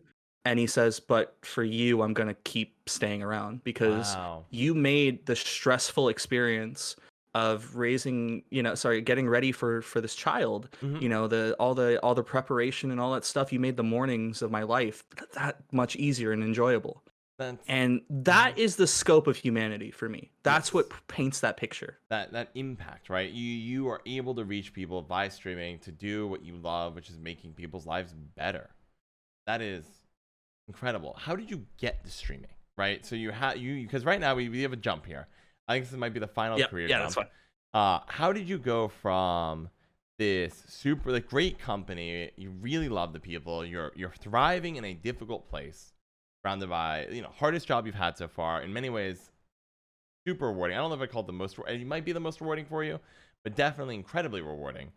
How did you go to there for streaming? Like, I think is that the final jump in this? No, you have one more. That is the final jump. It's kind of the final jump. I interconnect my latest job with this.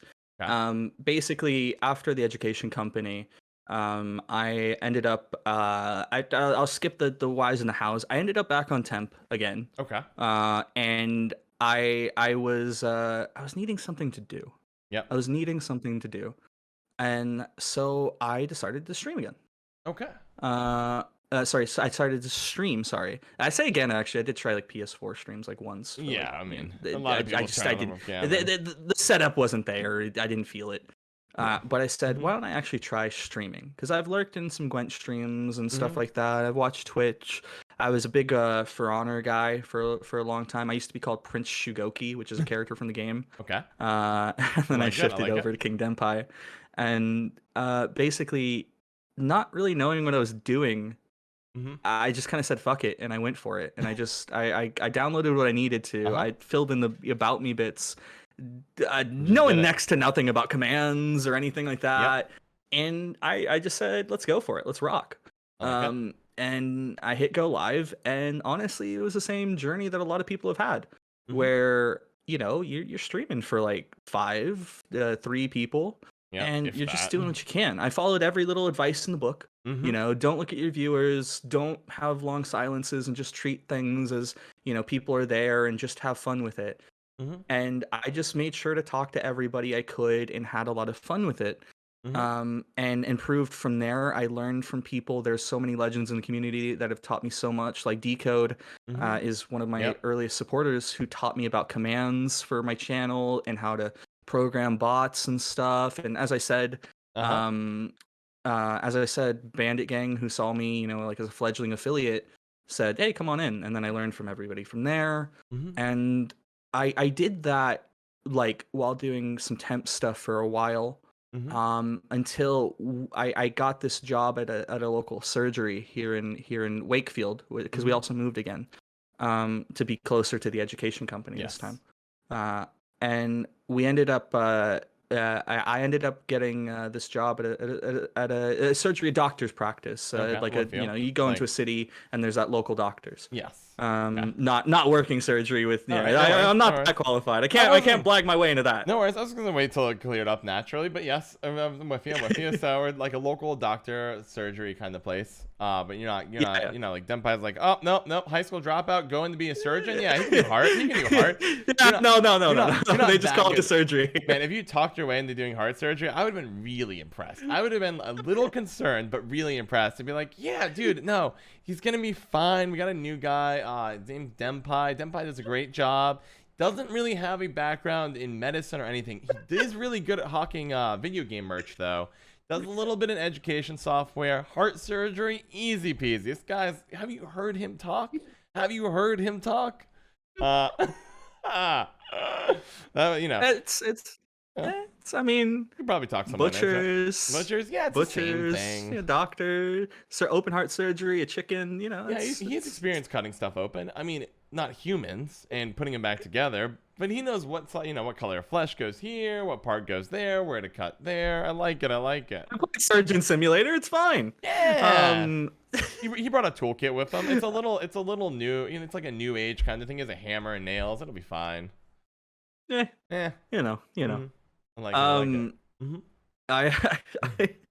Mhm. I worked at a I got this job at a surgery once again because they were curious. This reason it was they were just curious by me. Okay. I submitted the NHS has this really long like sort of pre sign up for an interview sort of Okay. thing where they ask you like they have their own form system, 110 different questions. Like Wow. I worked in the NHS through the temp stuff. Yes.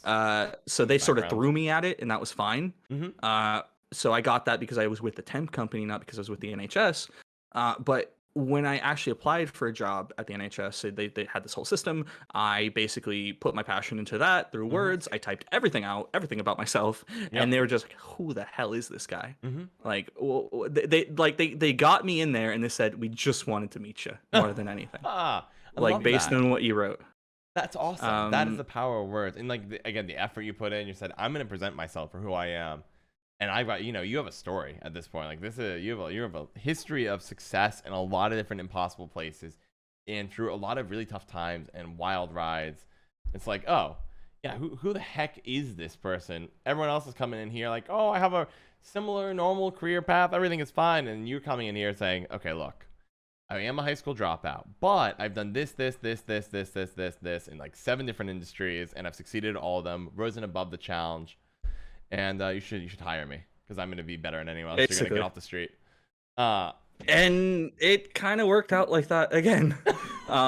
Honestly, I don't even like saying like I just do my best and it happens. I feel I one of the reasons that I had workplace bullying, I'll just be honest, Okay. is because people thought that I was a little bit up my own ass about things and that I had this big head and all these things and I was just being me. I was just doing what I can. But some people see that and they get vindictive. They see they paint a particular image of someone. right, and they're also competitive inside, where people look and they're like, that person's shining better than me. That person is delivering better results, and no matter how positive you can be, they're always gonna have that internal comparison, and they're not gonna like it, so they'll want to tear you down because they don't feel like they can level up. It's just one of those things. And at the root foundation of it, one thing I've learned as well, despite my mantra trying to be friends with everybody, make everybody laugh, you on a fundamental human level will never be able to be friends with everybody. Oh my there gosh, will no. just be instances where you will just not connect with a person. Right, and no matter, and that's 100% too. I have had people dislike me, and I look and say, John, you're really nice. You're unbelievably polite to everybody. You do your best to make everybody happy and like you. And there are people who will just dislike you, and that's okay.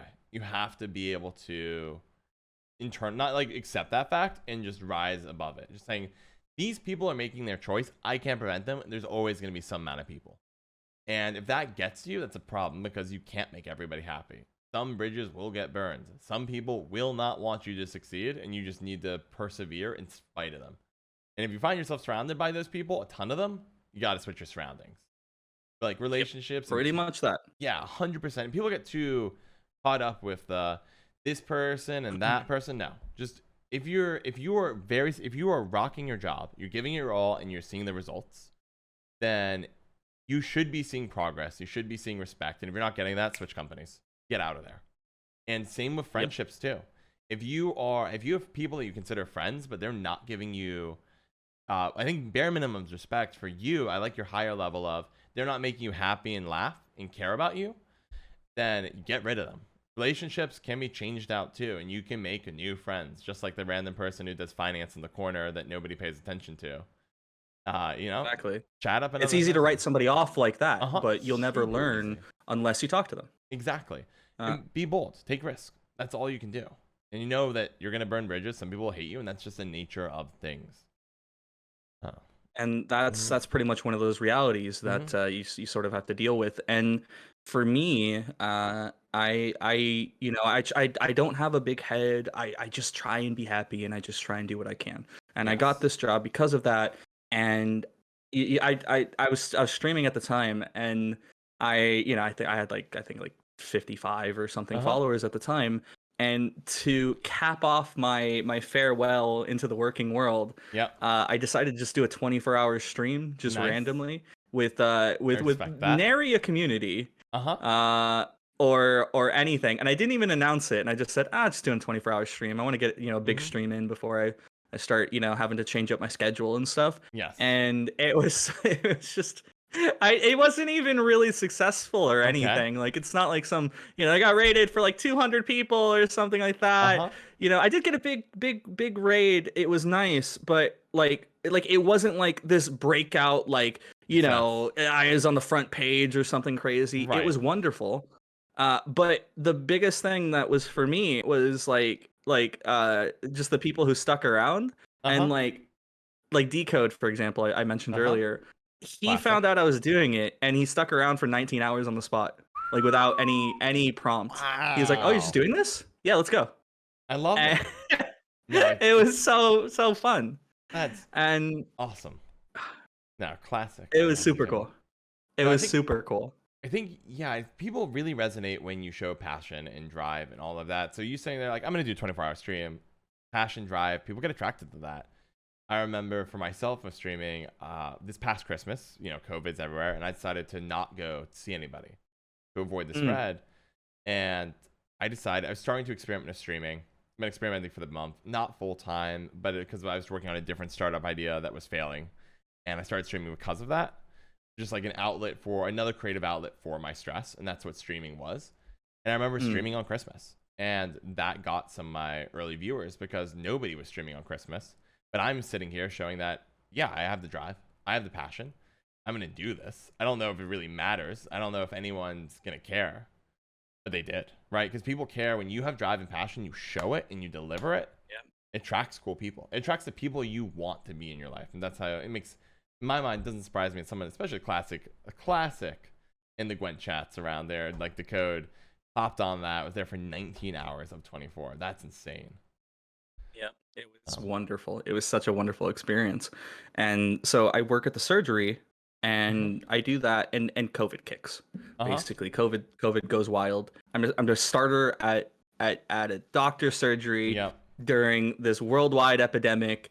They want to do everything slow, and like it's like probably the most nightmarish start someone can have. Yes, just thrown into because once in a century, hopefully, crisis.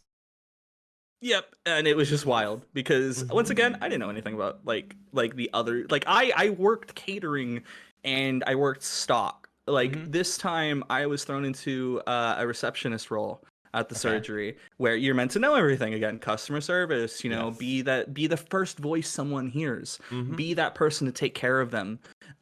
And now suddenly there's this whole worldwide epidemic. It's at our doorstep and everyone's calling. Yeah, nobody, and you also don't have the answers. I think it's a kicker here. It's if someone calls like, "Hey, what are COVID symptoms?" Like at the start of the pandemic, you might not fully know them all. Yep. And they're calling you for advice. You're a receptionist with a background not in this. You're rising to the challenge. You have a little bit of like tangential experience with your job at the NHS, and you're expected to know things you can't know. So that's insane. You're getting more demand than ever before because it's the middle of a pandemic. It's ugh. That's so stressful. How did you handle it? I once again applied myself in that throw myself in it. Okay. Because they wanted to take it slower. They usually spend a month Okay. on training somebody with shadowing and all that stuff. But it was a team of a couple of really wonderful women Mm-hmm. working that desk on top of all the GPs and nurses and everything like that. And we're just a small local surgery, and I could tell Mm-hmm. as I was being trained that they were just like stretched thin, and it was me and another trainee, and I was just there like, what the hell? Mm-hmm. We're just absolutely going mental. Like, this is just wild. And this time, like with PCube, I asked, I Mm-hmm. picked the phone up. I Yeah. just did it. I respect And that. Yep. That's classic. because Uh-huh. because it wasn't this time I didn't feel like doing it out of like obviously I want to learn, but Mm-hmm. I literally was sat there with my head in a book, reading about some of these medical policies and how they handle certain things with their software and all this Uh-huh. stuff, and some phone mannerisms and just all these things. And I could just see Linda out the corner of my eye struggling to Yep. handle somebody at the front desk. I could see two other people there. The phones are going off the hook. I could hear it all, and I'm just sat Yep. there. And I've got the out. I'm the starter. It's Yes. fine. I could have just done it, Yeah. but I And didn't even hesitate. I just picked up the phone. yeah. No. And I love that. So on so many levels. First, just on the human level, once again, you're seeing your coworkers, people you quickly care about because you want to see when you have gone to all your jobs, you wanted them to be successful. And you've done everything you can to make them successful. You see that this is not currently working. So you're like, you know what? Screw it. Get me in the deep end because a poorly answered phone call where I might not know the answer, though my charm will be fine. You're gonna A class it on the customer experience. It's gonna be better than no one picking up that phone. Someone's got to do it. You can be lazy. You can sit there, not even lazy. You can meet expectations by sitting there reading this book, trying to improve your knowledge. But this isn't I need to do this procedure, that procedure. This is COVID. There is no chapter in this book on what do you do about the COVID-19 pandemic. That chapter is currently being written every single day. And so you pick up the phone again. I also think it shows there was a study Amazon did where they were trying to gauge the different success of developers, and they figured out whichever developers that joined the team and submitted code to the code base within a week were far more successful than everybody else, because these were the people who were just like, all right, we're going, I'm gonna get started. And you did not sit there. You within a week are on the phones. You're picking, or as soon as you see the opportunity, you just pick it up. Hello, my name is Denpai, and then I'm gonna Yep. be the one to help you right now. The other person's panicking, they're nervous, they're gonna be upset. Doctor's office is especially bad because it's our human health, right? Like, I worked in finance. People got angry about money. People's lives are on the line. And doctors, they have worries. They're worried about, hey, will my hand function? Am I gonna die? Is the pandemic gonna, what do I do about the pandemic? There's so much more on the line there. And you just pick it up. You take the full brunt of probably the most stressful time you can have right now in this job. And you run at it. I love it. At the core, I always treat, because we all, I think everybody Mm-hmm. detests a call based job, whether it's a Yes. call center or a receptionist or anything like that. I think we all Yep. just sort of detest. Even if we love customer service and we like people, it can dredge us down. Yes. It's That was such a my robotic experience. feeling. It's rough. Um, Not easy. It's really weird socialization because you're talking to people who are always stressed. They have an issue or a problem. No one calls in and says like, "Hey man, how's it going?" Just call them to say, share the good vibes. No, they call in. They're yep. like, "I got a problem," and finance was like, "I don't understand something, or my money might be at risk. I need this transaction done immediately. I don't, they have a problem." Your case, they're like, "My life might be in danger. I don't know how this pandemic's working. What do I do?" And our job is then, or especially in your case, your job is to bring that good vibe, bring them up, answer the question as best you can. And it's a weird socialization because every call starts off negative. Every call, someone has a problem, and you have to handle that. It's Draining. it's something. It's definitely something. And for me, I just remember thinking that reality and that weight behind it, and that's Uh why I huh. picked it up. Not just Linda and everybody struggling. I thought the time that this isn't answered is maybe a really, really serious incident. And Yes. I had really come into a lot of those when I worked in the surgery. I came into so many different instances of like it reminded me just how valuable human life is. Yes. Um, The day to in a day. moment like that, I I'm sorry to get a little bit dark here, Please. or sad or however you want to call it, but I would pick up the phone during the pandemic, and I would talk to some people, a lot of older people, you know, your local surgery, the area. There's a lot of it was a mixture at the time, Hmm. obviously, but it was a lot of old people who mostly call in to the Yes. surgery. A lot of younger people tend to do things digitally and try and email and stuff like that. But the most of the older generation did a lot of call-ins, and I remember the first time I'd spoken to somebody, um, and it was a really lovely conversation, and they were talking about the pandemic, and you Hmm. know it was her and her husband, and they were just asking for some general tips, and Hmm. they were because we couldn't really do anything in person Right. unless it was an emergency. But I remember talking to them, and they were like, "Oh, you know, we're gonna get through it. We always do. We're great. You know, it's humanity. We're gonna strive." And then 2 days later, I find out that that woman died, Wow. and That's of terrible. COVID. Yeah, and that because we had this system in the surgery where we would actually send out mass messages on our software to say so and so said their full name, age, everything, they've died. Hmm. And they started doing that as a way to remember the people in the neighborhood. They actually didn't. Our surgery. The thing about surgeries in the UK is Hmm. the rule book's honestly different for every surgery, and the surgery I worked at, like they just did that because they could, Yeah. and they It's not. wanted It's to, and they wanted to personal. remember people, Yeah. Like. and it just it really stonewalled me.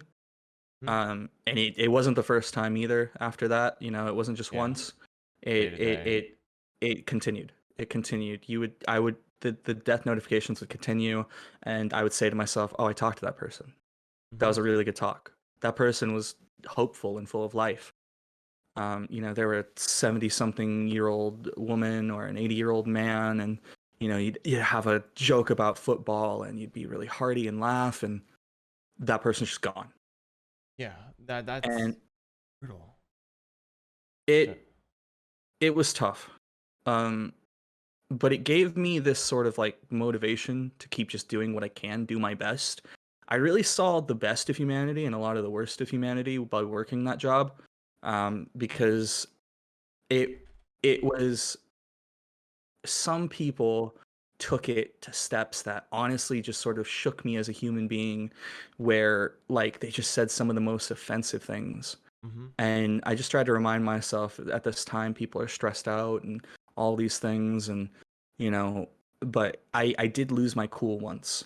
Yep. Um, I had somebody screaming down the phone at me Yes. saying that you know we're using this COVID-19 as an excuse to not do our work as efficiently as possible, Hmm. and you know we're this, that, and the other, and I just like I just sort of Awful. lost it, and Yeah. I just instantly like put firm to foot there, and I said, Yep. listen, this is absolutely not the case. Do never say anything like that. You have no idea how disrespectful that is. It is Yes. incredibly rude. And I even gave them the references of I know people and I've talked to people who have literally died. So Hmm. honestly, I think you need to take a moment to compose yourself, and we can talk about this. But if you continue like this, I'm going to put the phone down. And Yes. that was maybe like the worst I'd ever seen in a person. And That's awful. they took a moment. It was awful. It was genuinely terrible. Um, and then they they just they took a moment and they actually apologized. Yeah. And they were just like, I'm just really stressed out. You know, Yeah. I can't see my mom and my dad. And I just, man, it hit me. It hit me so much. It. Like, Hmm. It's so human and raw that you were in the front lines as a receptionist, being the person trying to connect with doctors who are already every doctor is stretched thin. It's not possible during the pandemic to have a place that was not stretched thin. No one handled it perfectly, and no one was prepared for this. And the idea of you going day in and day out, and you're talking to people, and you have to also consciously think, hey, this person will be dead in a day or two. Will I see their death notification going out? And people are stressed. You're seeing the best and worst of people because people are under a lot of pressure. And some people are able to, and you've seen it time and time again, thrive under pressure. Where you, back when you were talking to people battling cancer, the first time in the NHS, and then now people worried about COVID and such. Some people are really rising to challenge, and some people are breaking. And you get it all. You get people at their rawest when they're feared for their lives, fearing for the lives of their loved ones. You're the one that has to keep picking up the phone.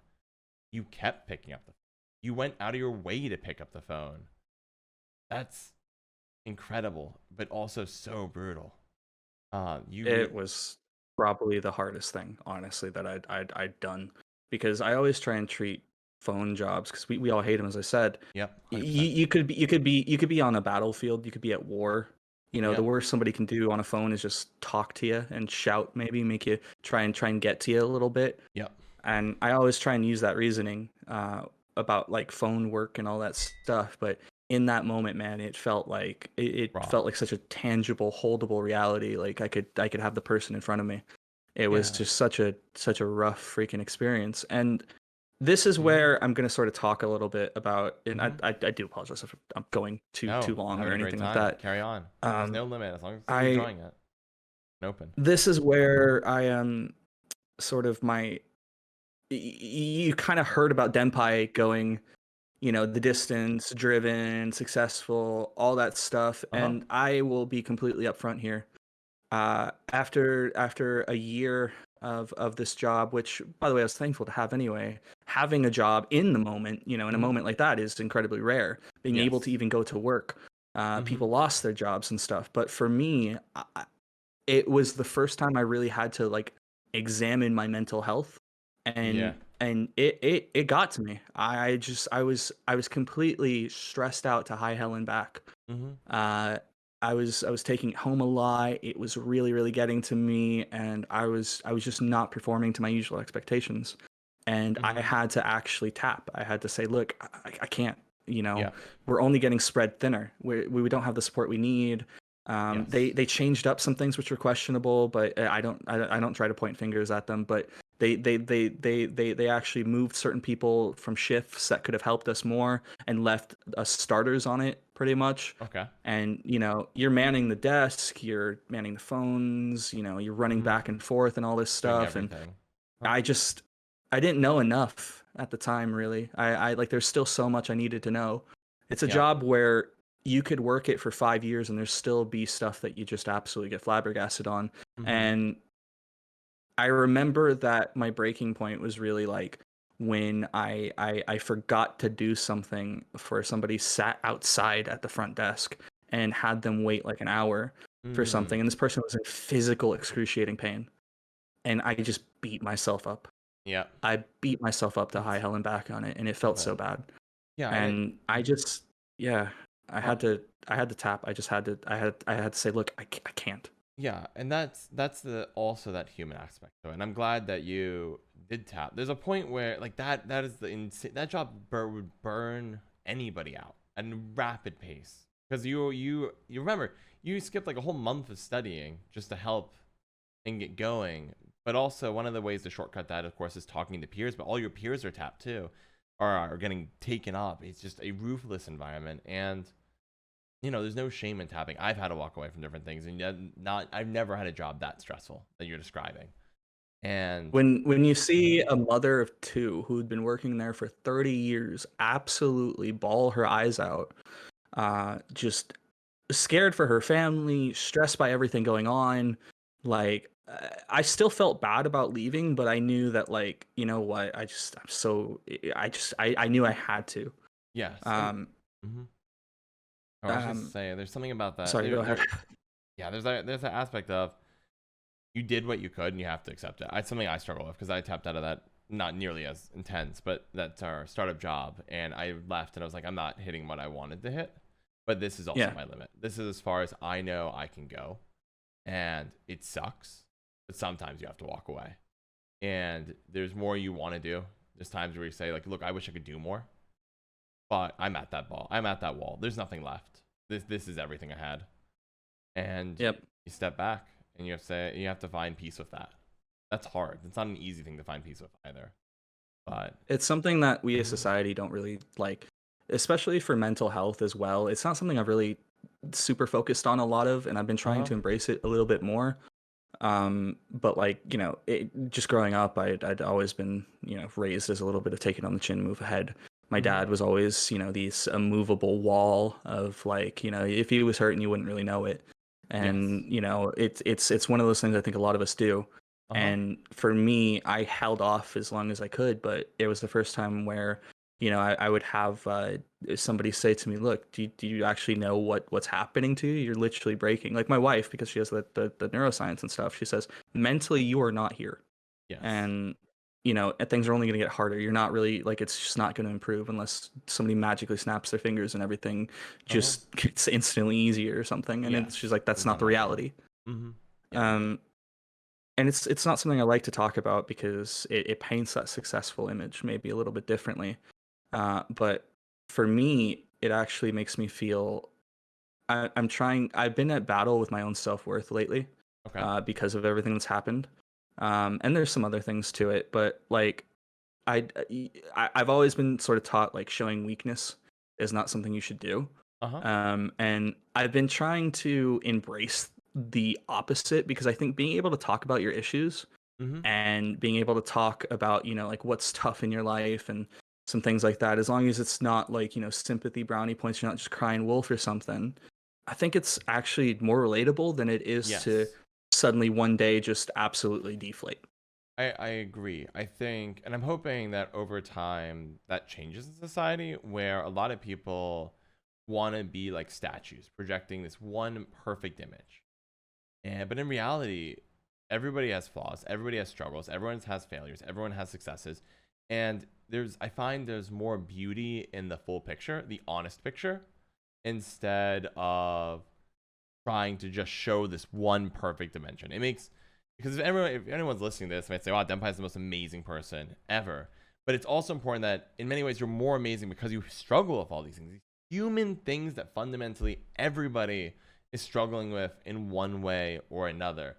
Whether it's stress from your environment, in your case, your environment is super stressful. Whether it's addiction, whether it's relationships, like we have all these and many other things that might have these struggles that make us human, that are a part of everything we do. And I'm glad you're being more open about it and being more aware about it because that's what I would say people need a lot these days, to stop thinking I, in one dimension. Hmm.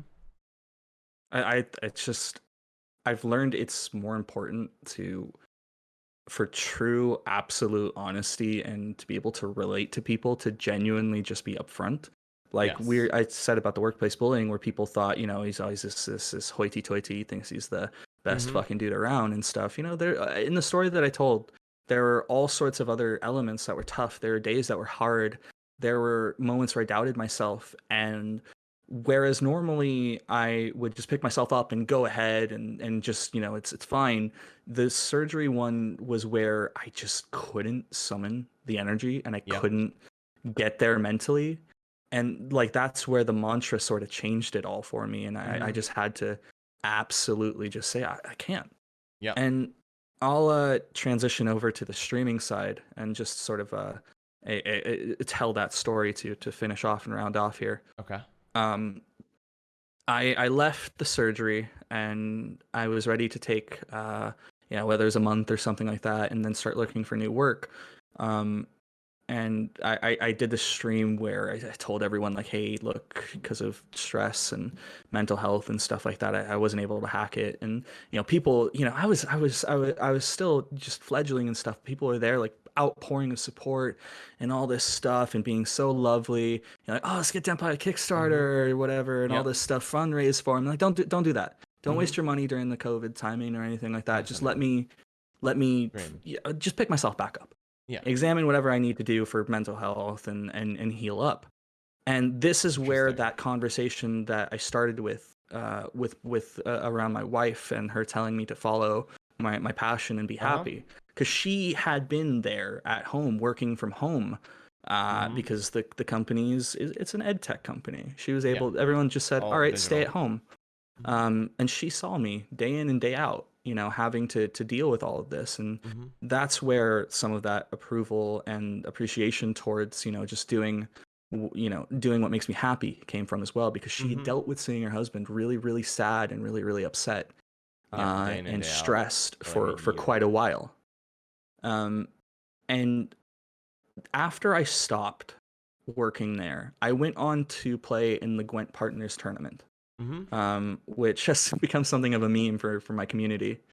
Okay. Um, it's it was the meta of like SK Warriors with the with Rage of the Sea and stuff like Yeah. that, and Okay. it was a wild time. And I went into it with memes. I love it. I took all my Respect it. memes. I took my Mm-hmm. homebrew SK deck that ran Ihwataquox and Heim and Olaf and all that Love it. Love stuff, it. Okay. and I took Aglace to an open decklist tournament, Nice. They know um, exactly what you're and just said I doing. want No to have fun secrets. with it. Uh-huh. I just want to have fun with it. Uh-huh. And I went on to manage to get into the top eight, sorry, of the tournament. Ah, I made that's top eight of that awesome. Gwent Partners I tournament love it. with some of the most wild plays. And I even Mm-hmm. got tweeted out by Gwent, because Uh-huh. Repic and Ryan and them were like, "Wait, this man is just a hype beast right now, Uh-huh. pulling off 100-point Aglace in an It, open decklist tournament, you know." ah. And people, I beat people who brought like proper meta decks to the Uh-huh. field They with want to win. with everything. It was Uh-huh. so good. That's Uh, amazing. That had to feel, yeah, that'd be incredible. Getting all of a I sudden.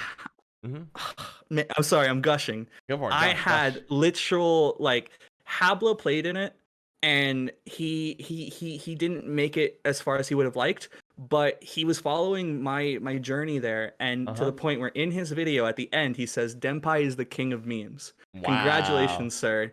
You have made it to the top 8 with just memes. Love And it. it was, oh yeah, I played, because I played like an Irden Swarm thing, Uh-huh. yeah, NR Swarm with it was I'm not forgetting now because it's been that long, but what's the card that the neutral card Bone that used to Talisman? transform adjacent units Oh. to the right?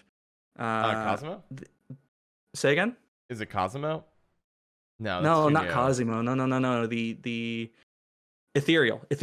Oh, Yes, Ethereal. I that was love it. Ethereal. Okay, okay. And I played because I used to play this deck from a viewer that was like a multiple round ethereal Okay. that ran like Renew and Strays of Spala, and Okay. you were basically meant to do all sorts of like ethereal nonsense round 1 and 2.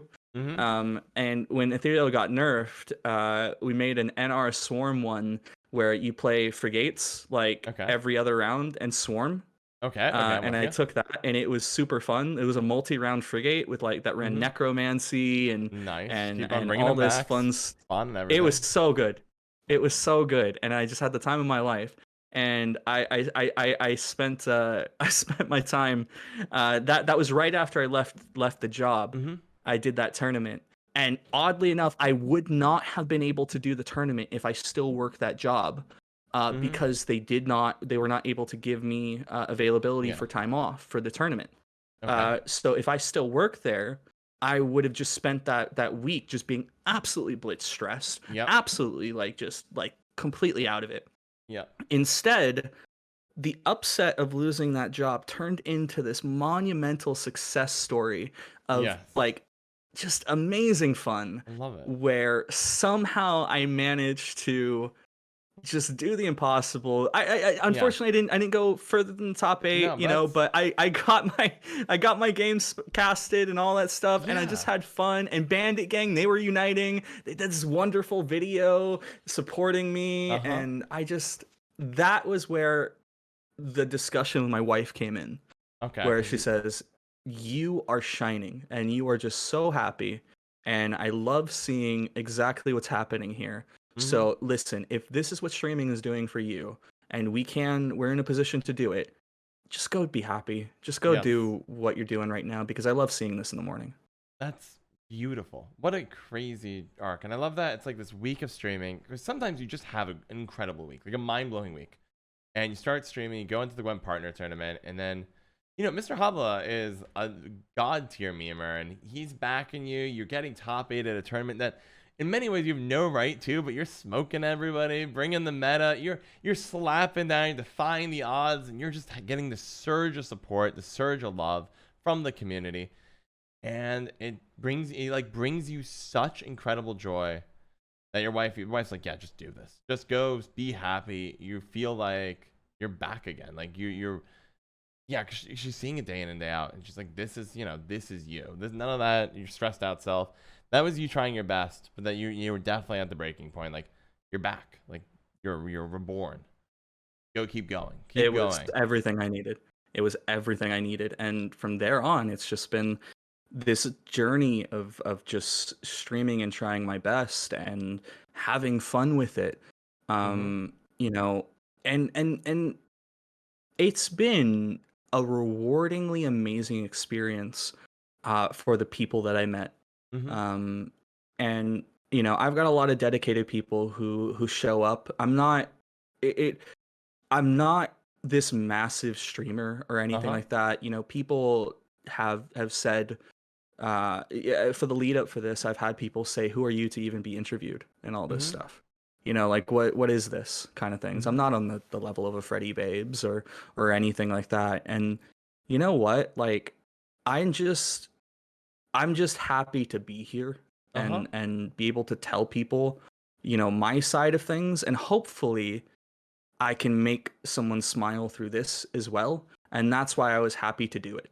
Yes. Um, Glad you're here. Simple as. Yeah, and you deserve to be here. I asked you, obviously. Yeah.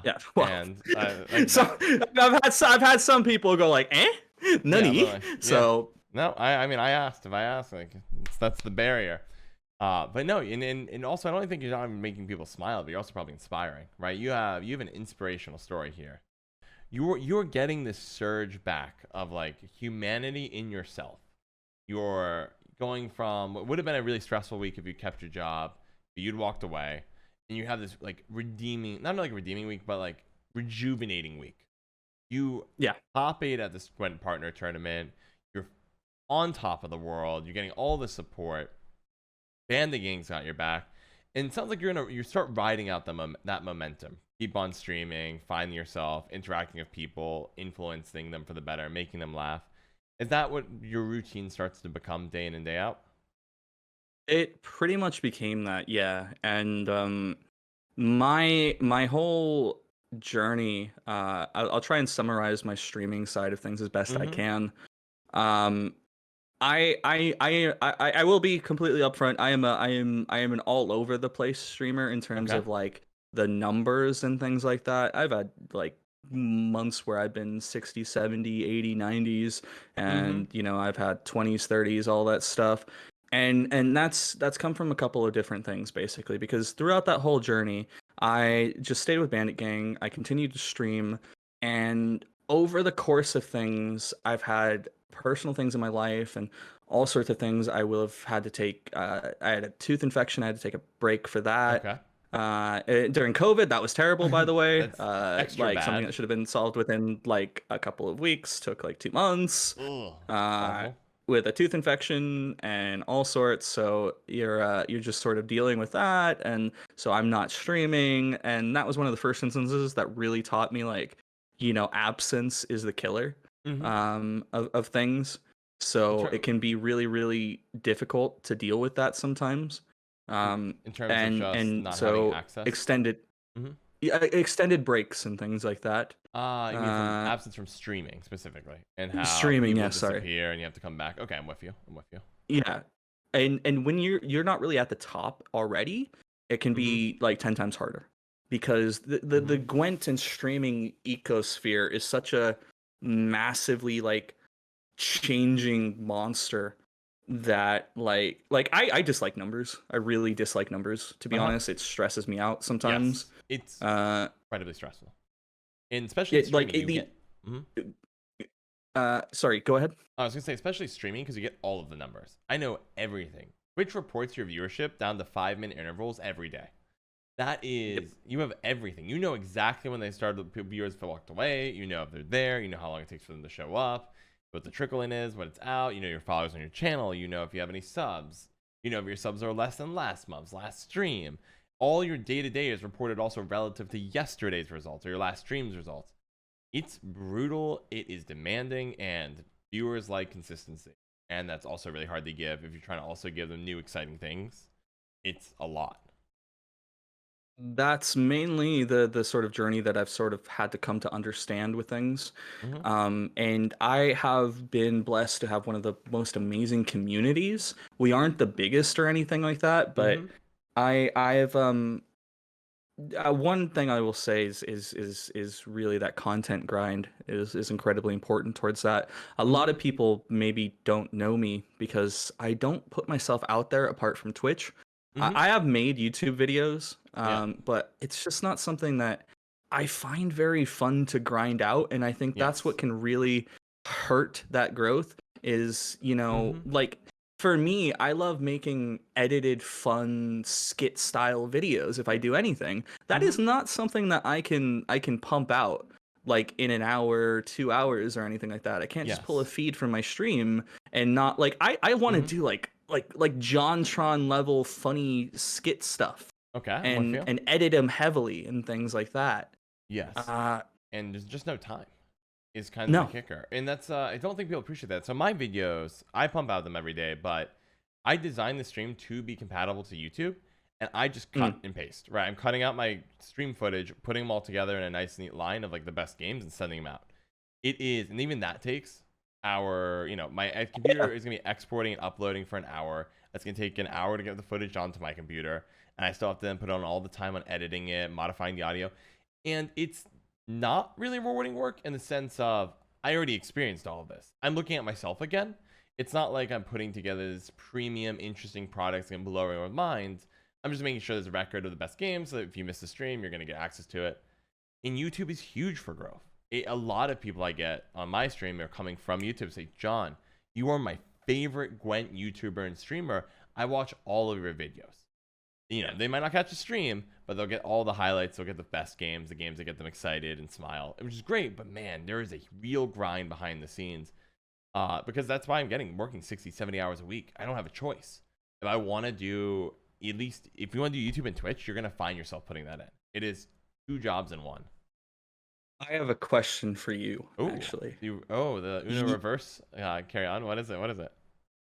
You often say that Sunday is your day off. That's pretty much the only day that you really get to yourself. A day off. Honestly, can you tell me honestly here? Is Uh huh. that even really your day off? It's my Like, day off from come on. streaming. I don't stream, Exactly. but I do it on a work Exactly. during That's it. that's it, isn't it? That is Yeah. it. No, I And work. that's the thing I want to highlight for you as well Uh is huh. that that's just an example of that grind. Yeah. That is an 100%. example of that grind, man. Nope. And that is the thing. Everyone wants to be a streamer, but like when you start to sit down, it is. You mentioned it with consistency. You have to be there 6 days a week. I already know my birthday is actually right around the corner. I'm gonna be streaming on my birthday, and that is the nature of this beast. And I also, on top of it, on a personal pride level, I've already failed 2 different startup ideas. I quit my job last July. I started streaming in early December as an outlet for realizing my second idea was going to fail. My first idea failed within a month. My second idea, I realized it was going to fail sometime in December. Now I'm on my third idea. I don't want to fail again. So I know what the grind goes in streaming. I actively actually try to avoid this style of streaming because I know the grind. I know it's brutal. A million other people have access to the same resources. And so Mhm. my Sunday is, I usually get 3 hours in the morning to myself. I get to relax. And I try in the evening, I'm trying to make sure I don't burn out. So at 8:30, I try to make sure I'm going to be playing games of something or hope my work is done. But at I know you minimum, cut out caffeine, right? Or sorry, you cut out coffee yeah, recently, I'm, didn't I'm you? reducing it After heavily because I remember there's a time where I was pounding 3 of these today. Now I did cheat today, I confess. I did have 1 coffee today, but like I was, drinking 3 of these a day. This is not exactly your normal sized coffee mug. And I that is, mean, my water is this is my oh 2.5 yeah, liter little oh my, big beast. Like you know it. You oh yeah, already know. I wanted to just compare them there, I love it, I and love I it. and my man with the filtered water there. Yeah, it's right next to me. It's room temperature, but I appreciate it. Now, how often that the filter in the burrito gets changed? Different question. I just hope it, but you know, it's what it is.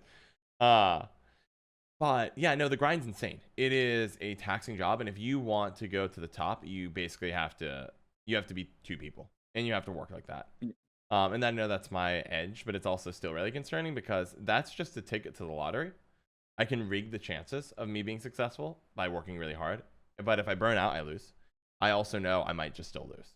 It is truly buying a lottery ticket. You can buy them as many as you can by working as hard as you can for as many hours as you can, putting out as much content as you can. You still might not lose. You still might lose. It's one of those things where like there's so many different factors to it all. Mm-hmm. Example I'll actually use here because I'll take from my BG experience side and running Bandit Gang. Bomblin is one of our streamers Yep. on BG, and I know a lot of people know him and love him. For the longest time, I'm sure he's in the chat. He'll tell you he had been streaming at a particular time slot where he was streaming to 10, 15 people. Yep. And now he's gone on after taking on a new time slot in the morning and some other factors playing in there to where he's now a partner on Twitch to where people like just put his name and Gwent together as one of these things. As Yes. it is just it's just one in the other. Yet he was doing that for ages where he was nobody.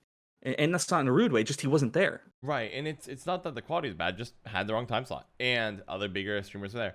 Like, I also know if I wanted to, I think there's a time slot I could compete with Not Rashid for if I wanted to start streaming at 5 p.m. and go late into the night. Please do that. Please do that. I really just want him to get knocked down a bit. He's out on our team and I love him. I love him. This really is purely for Bant's sake. Okay. Please just do it. Please just knock Rashid off the block. He cracks me up. He has the best time slot of anyone because nobody streams at that hour. Because Europe is the most popular place to be a streamer, and South Africa has a lot of good number of streamers as well, and they're all on the same like relative time zone. And that Rashid comes in at the middle of their basically Europe's night, South Africa's night, and just gets to stream, pulls 100+ people, and he is the only reason anyone goes to watch Gwent streams at that time. If you want to be a Gwent streamer and you're okay streaming in that time slot, that'd be like starting at 5 p.m. EST. That's actually when I'll be ducking out, and a number of other streamers ducks out there. At the minimum, at latest, start 7 p.m. EST and crank out 6 hours. You have a real shot at eating up, getting 50 viewers quickly. Because now Rashid owns it. You just need to appeal to a subset within that group. Not to just not Rashid, because now Rashid's helped me out before in streams before, so I don't want to set him up to be no. I love Rashid. Oh, yeah. I mean, like, I literally, like, he's such a treasure to our team. He's such a freaking character. Yep. Like, he's actually an example, and I don't think he'll mind me telling the story. Okay. But he's an example of where the whole charm thing played into anything more than anything. Like, I was just in his stream all the time, just banting with him and teasing him and all this stuff. And I was just like, when are you joining Bandit Gang already? When are you joining Bandit Gang? And like, I was just laughing and all that stuff. And I remember we were just playing video games randomly in the morning, and I was just like, so when are you joining Bandit Gang? He's like, dude, I will just leave. Like, I will. Do you want me? I'll do it, dude. Come on, dude. And like, just from joking around and being a dork, he decided, you know what? I like Denpai. I like everything, that the team seems to show, and he just joined up to the BG gang, as he puts it. I like it. And it's just the greatest thing in the world. I actually used to be called quite insane because I would start my streams at I'd wake up every morning at 5 a.m. and it would start at 6 a.m. GMT, which is 1 hour after Trinet starts. Okay. Why did you pick and that time? I was told it was because it was the morning for me. Yep. I just thought I wake up early anyway. I did it for commuting and all those things. Back in the hour and a half commute. Repeat. And I thought, why not? Why not? I feel best doing things when I start my day, and then I get the rest of the day to do whatever I want, to chill out and work on this, that, and the other. And I remember I would have people saying, it's a death sentence. You're not gonna build anything from this time slot. Like, it's just absolutely saturated by Trinet and stuff like that. And I just said, like, it's just a time I'm comfortable with. It's a time I like. And I did that for so long. I Hmm. changed it up now because I'm just enjoying getting a little bit more sleep and things like that. Nice. And it's You still deserve just that. it's as good and it's as nice. Hmm. Um, but yeah, I used to stream 6 a.m. GMT, and it was yeah, a lot of people did find it insane. But that was just how I felt at the time. I just Yeah. want to start early. And for me, I do the same where it's like, okay, I know there probably is a better time slot, but I am content with what I'm doing. I like when I start my time 10 a.m. EST and 5 p.m. Yeah. And I find that to be like a good sanity check. I get to wake up around 7:30, have a morning, eat some food, prep the stream, get ready for the day, and then do it. I will also say there is merit to the alternate strategy. So you can find the right time slot and you can be successful there.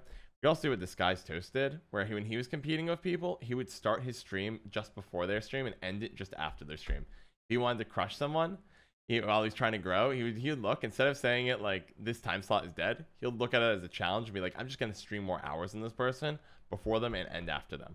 I'm going to be the Yeah. more available streamer during this time, and I'm going to slowly but surely crush this next person as I slowly make my way up the ladder over and over and over. And that's what he did. So there is merit also in the, I'm just gonna, try not chump change. We're gonna take him out right now. I'm gonna stream during his time slot. I'm gonna start eating up his viewership because I'm gonna deliver better than what he can, or I'm gonna deliver something he can't deliver, and just start eating up some of those viewers. That's the And that's a content game. That's Yep, that's how it is 100%. really. It's I've seen our streamers on BG have to fangle it, and like we've talked about timings, we talked about all of it. Uh-huh. And that's something that I've had to further like appreciate now that I did the affiliate stuff. I'm at, I went past 1K people, Uh-huh. followers in terms of Nice. all that stuff, and I feel very blessed to have my community. But like for me, streaming has been this journey of like I hate numbers. The growth side has, Mm-hmm. it's not been that success story Yes. that a lot of other people have had. I'm not a partner. I'm not. Mm-hmm. I honestly, I think I don't look at the numbers now, but I think people sometimes say you're at 60, you're at 50, you're at 40. That sort of side of things, and it's never been about that. And like a lot of people say that, Mm-hmm. um, I genuinely mean that it's not about that, and it is at the same time. We Yes. all want to be successful. Mm-hmm. We all want to get to upper echelon of streaming. Yes. Uh, I would absolutely love to crush it and be there and Be be this awesome. and that. I Don't know what blame I you. need to do for it. Uh-huh. I don't exactly have that YouTube passion Yep. or anything like that. That's one thing that can definitely help out. For me, I genuinely just like playing video games with the people that are already there and making new connections as they come along. Mm-hmm. If I'm not hitting 60, 70 plus people at a time, I'm not fussed at the moment. I'm not too Yes. bothered by that. I think I that's have a smart. chat where an example I'll give you that's really um heartwarming for me is during Christmas time, my chat banded together because I was streaming on like a 20 quid IKEA desk, Mm-hmm. and my chat banded together and donated enough to me for me to buy this like 200-pound IKEA desk. That's awesome. Uh like this big gamer desk that came, and like they did that for Christmas, and it absolutely broke me to bits. Oh, Uh human. and there's Mhm. it was wild. It made me like they've taken care of me time and time again. And they've always looked after me, and I try and do the same for them as best I can. I may not be the best leader in some respects. I could probably stand to do more movie nights, and certain things like that. But they've always been there, and I've had so many people who have said to me, "Look, I quit Gwent a while ago, Denpai. Like Mm-hmm. I don't play it anymore. I don't even, it's just not something I enjoy. Yes. But man, I love just hanging out with you, regardless of what you play. So Mm-hmm. I've cultivated that, and that's something that I'm genuinely happy with. Is that seems to be the case across the board, and I have this really just fantastic group of people that I know by name. I know what they're doing. Mm-hmm. I know some of my viewers' kids' names.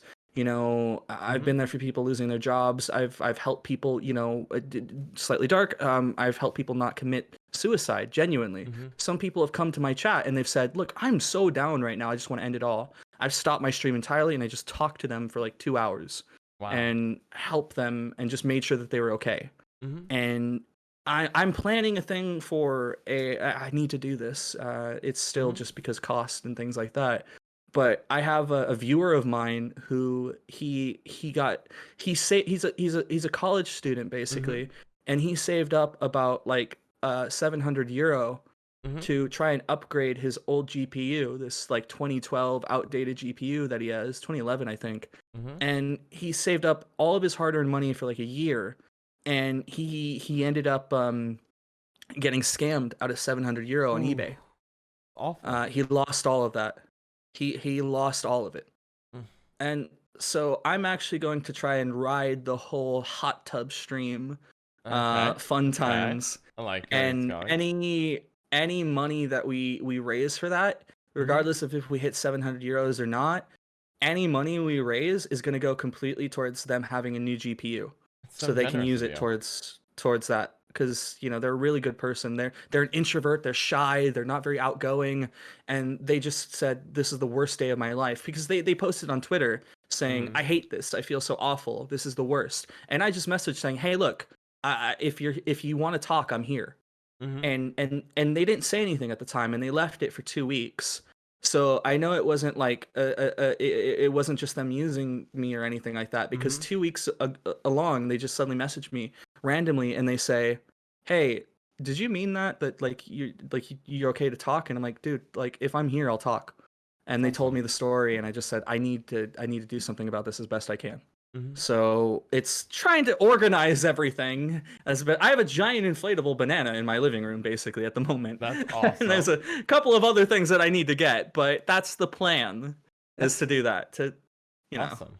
I think it goes back to how you meet. You want to make people smile, make them happy, and you value the community you've built because also the community values you. I don't know. It seems like a great fit, and that's super generous of you. I'm glad you're If giving a hand. if somebody takes the time out of their day to say hi to you, then that means they're invested in you in some capacity. And I Yep. think being genuine and showing interest back is the like and I don't know if the right term, antithesis or something. It's the right thing to do. Yes. Uh, you're the reason that I love this interview, the fact that I'm doing it in the first place, because whenever I've watched you, you always have this the intro is really what sort of sold me on that we align in those Mm-hmm. values, where you every person, it's not just hey man, thank you for the follow, plays game. It's literally hey, thank you very much, welcome to the Plain Talk family, where we here like to look at what every single Power Ranger team is, and we like to rate them all. All right, let's continue to play. And like you do all those little intros Yes. and you welcome them by Yeah. name, and it is so lovely. Yes. I think it's so important. I think yeah. I think it's. I don't know if you're gonna do this, it might as well connect, right? Like, I personally do not understand the like. Oh, thank you for the follow. I'm gonna go Yeah. play my Gwent card now. I'm gonna go play the beast. Just drag and drop. Like, I don't know. Like, if I'm here to play games as my number one priority, I'll just go play games, right? I won't have a stream. Whole point of having a stream is a community, and I think, uh, for one thing, streamers do, especially a lot of the early ones. When I hear people like Devin Nash describe it, there are really popular streamers that hate streaming because they hate their communities. They hate every one of their followers. They hate them all, but they do it because of the money and it's their job. It's what's paying the bills. I don't Yeah. ever want to end up that way. And the way you do that is by creating a community with a very specific thought. So, for example, I'll swear off stream. I don't mind swearing, but on stream, I know Yeah. I can cultivate a very specific community if I don't. Community that's much more respectful and cares. Like, it's you don't have to. You can't like swear just because if you swear on stream doesn't mean you can't get a wholesome community. But if I don't swear, a lot of the people who really need to use those words to engage in dialogue all of a sudden has to start to struggle. Now, if someone says, look, I swear a lot, but it's a really wholesome place, I want to be there, they'll make the jump. Sometimes I swear a lot, I'm really negative, and this place is super wholesome and doesn't swear, it's not going to work. And so by shaping how I am, how I interact in the focus, I get an incredible community. And I love you guys all. You guys are the best. You guys are what make this worthwhile. Streaming to 10 to 15 people and having an active chat is like mind-blowingly better than 5. and nobody's typing. The Absolutely. community That is what makes a the difference. community is what gives you the motivation to keep going. Those messages, the moments where you're gonna help people. It's just, oh, it's so good. And that focus on being I, wholesome and everything. I always say that, like, for me, I look at the big scope as best I can. Mm-hmm. And, we are all gonna have, with any luck, Mm-hmm. uh, or just generally, 60 plus years in us. Yes. And I think sometimes we focus on the present so much we kind of forget that, everything we do day in and day out, we should more or less be taking with us towards that ending bit, the Mm-hmm. later half of our life. And you know I'm gonna be 80 with all things, considered, hand to heart kind of thing. And Mm-hmm. I'm gonna remember all of these, like I'm gonna remember the decodes, the Zubis from India, Mm-hmm. everybody like that, like Yes. this whole experience is something I'll never be able to get out of my mind. Mm-hmm. And so if you're gonna do it, just do it as best you can to make the best memories and the best impact on people, because the same as I will have that in my head, Mm-hmm. everybody else is going to do the same as well. They will Yes. remember, oh, you remember the Twitch timings? You remember when I used to watch so and so, all that stuff? Yeah. Like I think those are memories we'll actually think about when we're older. Yeah, no, I think it's really important. I think if this is I've said it on stream before, but I'll say it again. I often think about the moment before I die. Let's say it all Yeah. goes according to plan. I'm in hospice or maybe at home and I'm just waiting. Like I wake up at, like, let's say it's 2 a.m. I can't move, no one's around. And I realize this is the end. I'm there. There's no, you can't look to the future. The future, you're gonna find out, is there an afterlife or not? Well, you're gonna know within a few minutes, maybe an hour. The present, I can't do anything. I'm old, my body's frail. Assuming all goes according to plan, mind you, that this is the fate we all face. And there's no present to really indulge in. I'm not going anywhere. I'm in my bed just waiting for the end. And so I got to look past. I'm going to look to what I did. Who did I meet along the way? How did I treat them? What impact did I have? Am I satisfied of how I lived? And I think people get so caught up with sometimes the material goods, because it's sometimes like, oh, along the way I'm gonna make as much money, I'm gonna burn out here, burn this relationship there. But I imagine if I'm on my deathbed, I'm not gonna be sitting there counting filet mignon steaks. Like, oh man, I did great in life. I had 200 steak dinners. I nailed it. Nobody says that on their deathbed. It's always, who did, like, can you imagine how Scrooge, like, you'd have to be like, yeah, I had 200 filet mignons. I give myself an A plus on the steaks, but I only had 150 lobster dinners. And, like, that's like a B plus. I could have done better. Could have eaten a few more lobsters. I've eaten at 4 Michelin star restaurants, but I never got to 6. And, like, I'm a little disappointed, but it wasn't bad. It wasn't bad. No one sits there and counts that. And you can also see my obsession of food, because those are all food references, and that's what came to mind. But more importantly, I think it goes back to what you keep valuing for your entire career and of streaming. It's that community, who you meet. Did you improve their lives? Set, like, you spending a stream trying to raise money for somebody to get a graphics card is okay. So maybe you get a seven. Let's say you raise $700. 700 you get, or 700 euros. You get 700 euros less, but you're not gonna sit on your deathbed thinking, man, I could have done a lot more of that 700 euros. Rather, you're gonna be sitting there saying, wow, I'm really happy I helped that guy out. I'm really happy I Yeah. helped that person who was basically yelling on, shouting to the void on Twitter, saying, wow, this is the worst. And you answered that shout into the void. You did something. You're gonna be able to look back and say, wow, I really, I did good. I helped somebody. I made them smile. I lived up to my life And motto. you do that same thing for people day in and day out, John. Don't you forget that, I man. do my best. I do my best. Appreciate that, though. Good stuff. Of course. I got to be honest, man. Like I said, you make me smile. I love watching you when I get the chance and stuff, and it's just nice. I'm glad. Appreciate that. Flattery is my favorite weakness. You're welcome. I really liked you in Blue's Clues. Now let's continue. I'm gonna abuse that joke. I literally saw you with the shirt on, man, and I'm like, yeah. Where's the pen and paper? Where's the dog? What's going on, buddy? Yeah, I know, right? I actually, I think his shirt's from an ex-girlfriend, if I recall, or an ex-girlfriend's mom. But for some reason, I keep hanging on to. It's my only striped shirt, so I just like, you know what? It's probably good to keep it. I was really worried. I thought you meant like that's their shirt. Like they got that for you. They got that for me. Oh, I didn't steal it from them. That would be really bold. that'd be crawling. I get it. I'm still trying to build up the stream, make it really sustainable, but I'm not at the point where I have to steal clothing from ex-girlfriends. Like that is, I'm not quite at that point yet. Give me a couple years, maybe we're there, but I'm not there yet. Now a whole relationship and then just your ex-girlfriend just there like, where the hell is my shirt? Yeah, exactly. Like, oh my god.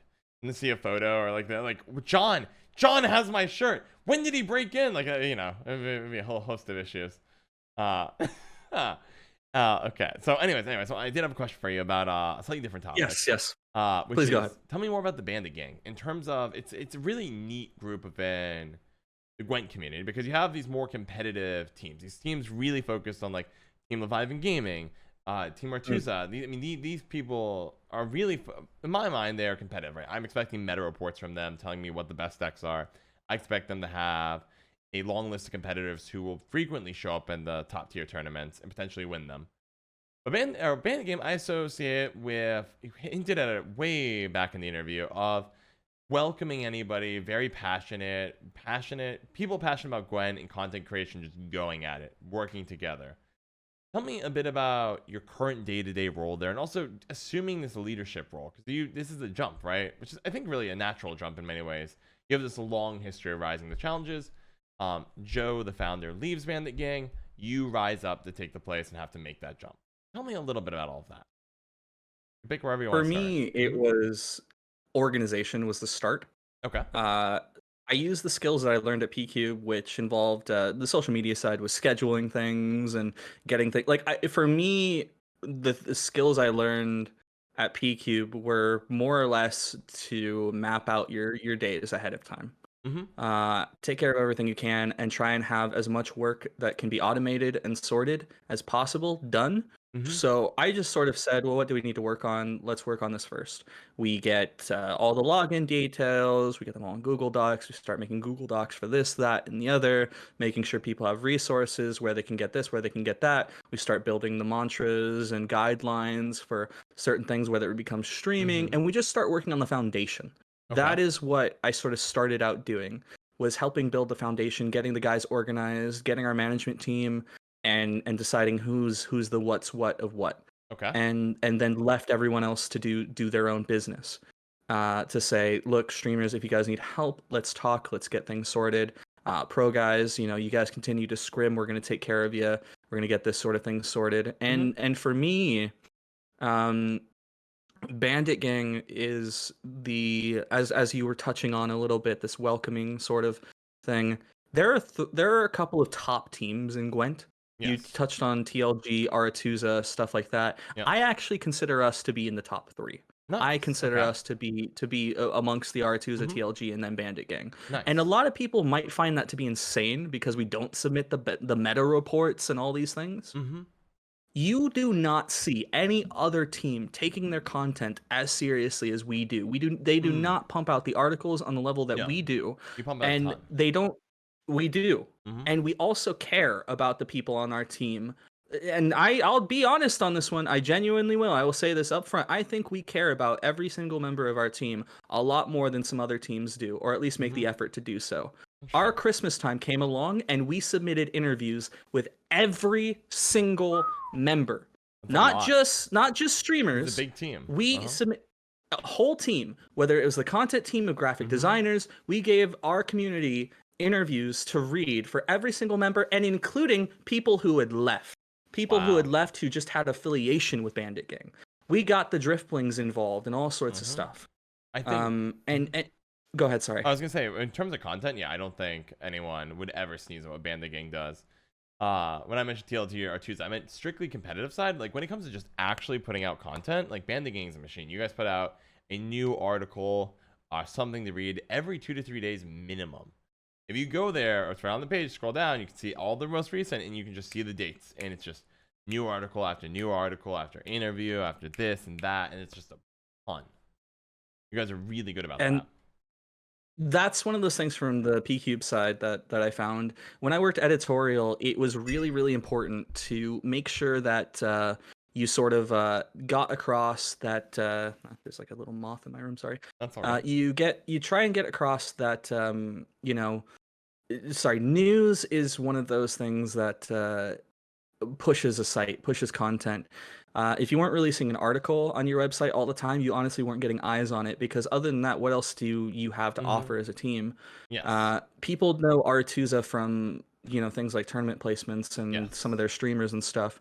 But if you actually boil it down, how many people genuinely say to themselves, what content, what article has Mm-hmm. Aretuza released this week even? Right. What That's what's not come really a out that I thing. could read? What's the top 10 list? What's the, Mm-hmm. we've done things about the pro side of Gwent where we talk to every single team, all the notable names that and we get Mm-hmm. their music playlists. Yep. We talk about what they're listening to when, they're playing in the opens and Mm-hmm. stuff. What is YOLO dancing to in that scene and all that stuff. What's Yes. happening. Yeah. And we did that. We went out of Mm-hmm. our way. We went out of our ways to publish articles about pro mentality, the harshness that comes with it.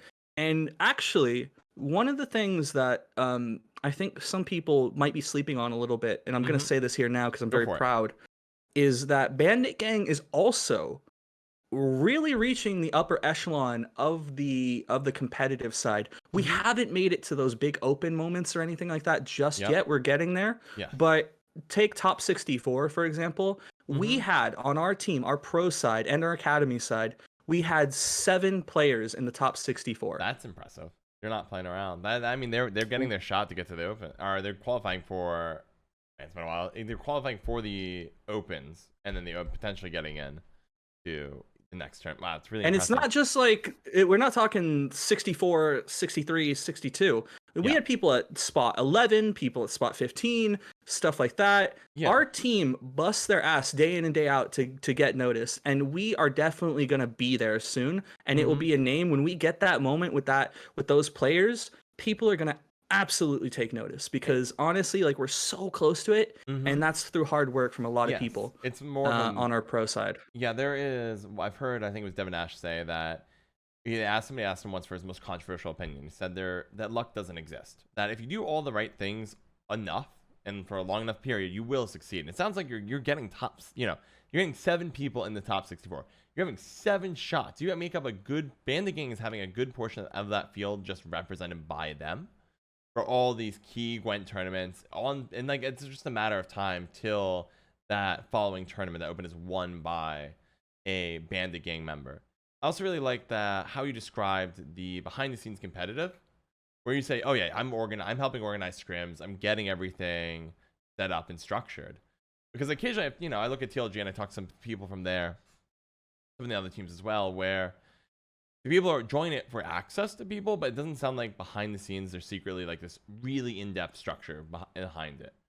I remember Mr. Habla, right? So he's this content creation, but he's like, yeah, no, I'm on Yeah. TLG, but I haven't been really active with them anymore. I haven't really done a lot. I'm listed on the website and such, but here it sounds like you are engaging every single member, even former affiliates of Bandit Gang, to keep things moving forward. And we see that with the interview content series you released. That's really impressive. It's one of those things that, like, if you, like, we have the mantra of, like, if you don't show that you care, you're just not gonna have that sort of growth and success. Like, I try my best to make sure I know everybody on the team, Mm-hmm. and there are some people that I could definitely go out of my way a little bit more, and like, we've had some newer members, we have had a lot of article writers join, Mm-hmm. and I want to continue to do more to facilitate that. We are a team that has an in-house tournament in our own team every month, casted by our team members and shown awesome. off to the community, where it's content and pro alike being able to face off against each other. I don't know any other team that does that. No, It's just not a thing. no, it's not a thing for any of the other ones. Again, when I think of the other teams, I'm thinking competitive, behind the scenes. They release their meta reports, and that's it, right? The focus. That's I don't think I've read. I hope I'm not burning bridges. I don't think I've read an R2's or a TLG article. I've checked out their meta reports, but Bandit Gang, you guys pump out a ton of stuff. Like that is what I know, and that speaks to that organization behind the scenes and that caring. And it's interesting. One thing that kind of catches my eye is how for you, your YouTube, your personal YouTube, you're not really interested in, but you're really like organizing this content grind. You are helping people succeed in that. Do you feel like that for you is something that you're gonna keep seeing in the future? Do you prefer this like more backseat managerial task when it comes to this? I like seeing people grow Mm-hmm. more than anything. Mm-hmm. if I don't hit this stage of where doing this as my job as a streamer Okay. becomes, something where I'm successful and I'm getting, enough to pay the bills or anything like that, Mm-hmm. at worst, what, I just get another job. Who cares? It's Yes. fine. You've I done can that. support myself. I'll continue on in my future. I'll do what I need to. But to know that so many people on our team come into it with a passion and want to do something to make sure that, because everybody joins a team with a story. I think for a Yes. lot of teams, whether it's Artusa, TLG, all sorts, they're looking to build their brand and get successful off the back of certain people. Uh-huh. And they target something, they target numbers, they target this and that. Mm-hmm. We've taken on people like me, first off, Joe, Uh-huh. when he was like, yeah, this dude's got like 50 followers, but he's just got a passion. We have had people who haven't streamed to, they have like 10 followers or something, but they're just like, hey, I have a big passion for BG. I love what it represents. We'll take him on. We'll take Mm-hmm. him on. Zubidoo, for example, literally didn't have much credit on streaming to his name, was just a happy-go-lucky individual that you could Mm-hmm. see the passion a mile away. Bam, Yes. put him on Bandit Gang, get him in there. Kid's almost at 1K views, Nice. 1K followers, Yeah, and then you And give you if they have a passion, they can get the results. And even in your personal life, you've done that, right? Show that you have the passion, get the opportunity, start chasing those results, and ideally getting those results. It feels like there's almost a and bit of embodiment to Bandit Gang's philosophy and your philosophy through life. that is exactly it. That is honestly it. Like if you don't, I apologize for using my French here, but if you don't give a shit about people in the first place, then what does it matter to Yes. have all these names and notoriety? Like on the surface, you've got the success, you've got the numbers and stuff, but do you really have the person? Mm-hmm. And that's what I try and think about is are the people on the team genuinely happy? Are they genuinely having fun with it? That's what you really want. And if you talk to somebody who's on BG, you always see such a level of support on BG. You see Mm-hmm. BG. And I give this as an example, and I genuinely, I don't mean to burn a bridge or anything. I don't mean to sound rude Mm-hmm. or anything like that. This is not where this is coming from. Go This is for it. an example of how I maybe see it. And I could you tell me if I'm wrong, R2's a wise, but the Creve League happened, and Mm-hmm. there was one of our members, Jason, was on it. One of our pro guys. Mm-hmm. He's a kid. We call him the baby of the group. He's got such a baby face, and he's a young English dude. Yeah. And he was in the finals for the Creve League Mm-hmm. after a lot of our BG boys had made it as well. Synergy God, all sorts. Yep. Were really Synergy. up there, and it was Santu who was the opponent, Santu from TA. Okay. And it was a case of uh our members in the finals. It's something you just support. Yes, And back the dude. Yeah, simple if you as treat it as a team. everybody was there, content and pros alike. You saw that chat when Lemon was hosting it. BG, let's go BG, come on, Uh-huh. BG. I honestly could not tell you if I saw an R2's a member in that chat. Yep. And that's I think that's more to how often Santu places and does things as well. He's a very big tournament guy. He like, I don't Mm-hmm. think he's much of a ladder person. He's more of a, like, tournaments he absolutely smashes. But and I think that might be due to TA just saying, he's just another tournament kicking ass. But Yes. for us, it was Jason in the finals. We had to go and say, let's Mm-hmm. go, Jason, come on. Yes. That was us. That was us. And we do that for everything that we can. Bomblin hits that partner, man. Freaking, Mm-hmm. screaming and hollering and having all that fun. We're doing what we can. We just love everything about the team that we do. And I apologize if this sounds like, No, I'm I think it's the no, a you're bit sure good. of myself or something. No, I think it's fine to be. Also, if you don't have pride in what you do, like I'm glad you're talking confidently. You'd be a really bad GM in my opinion for sitting there like, they're probably gonna be great. Like, no, talk the stuff.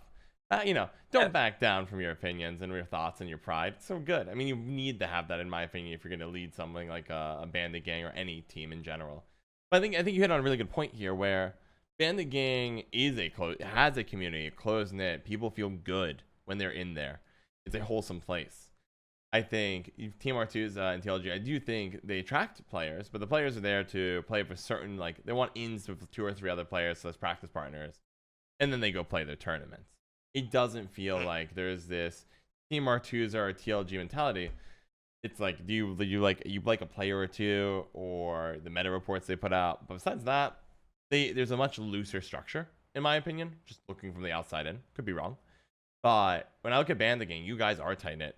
I will see, if I look at a Bandit Gang stream, any of the streamers, I'll often see other Bandit Gang streamers in their chat having a good time, chatting it up, showing support, backing each other, and I love that. It's super wholesome. It's super close knit. I mean, that's that value of the community that really permeates through the Bandit Gang.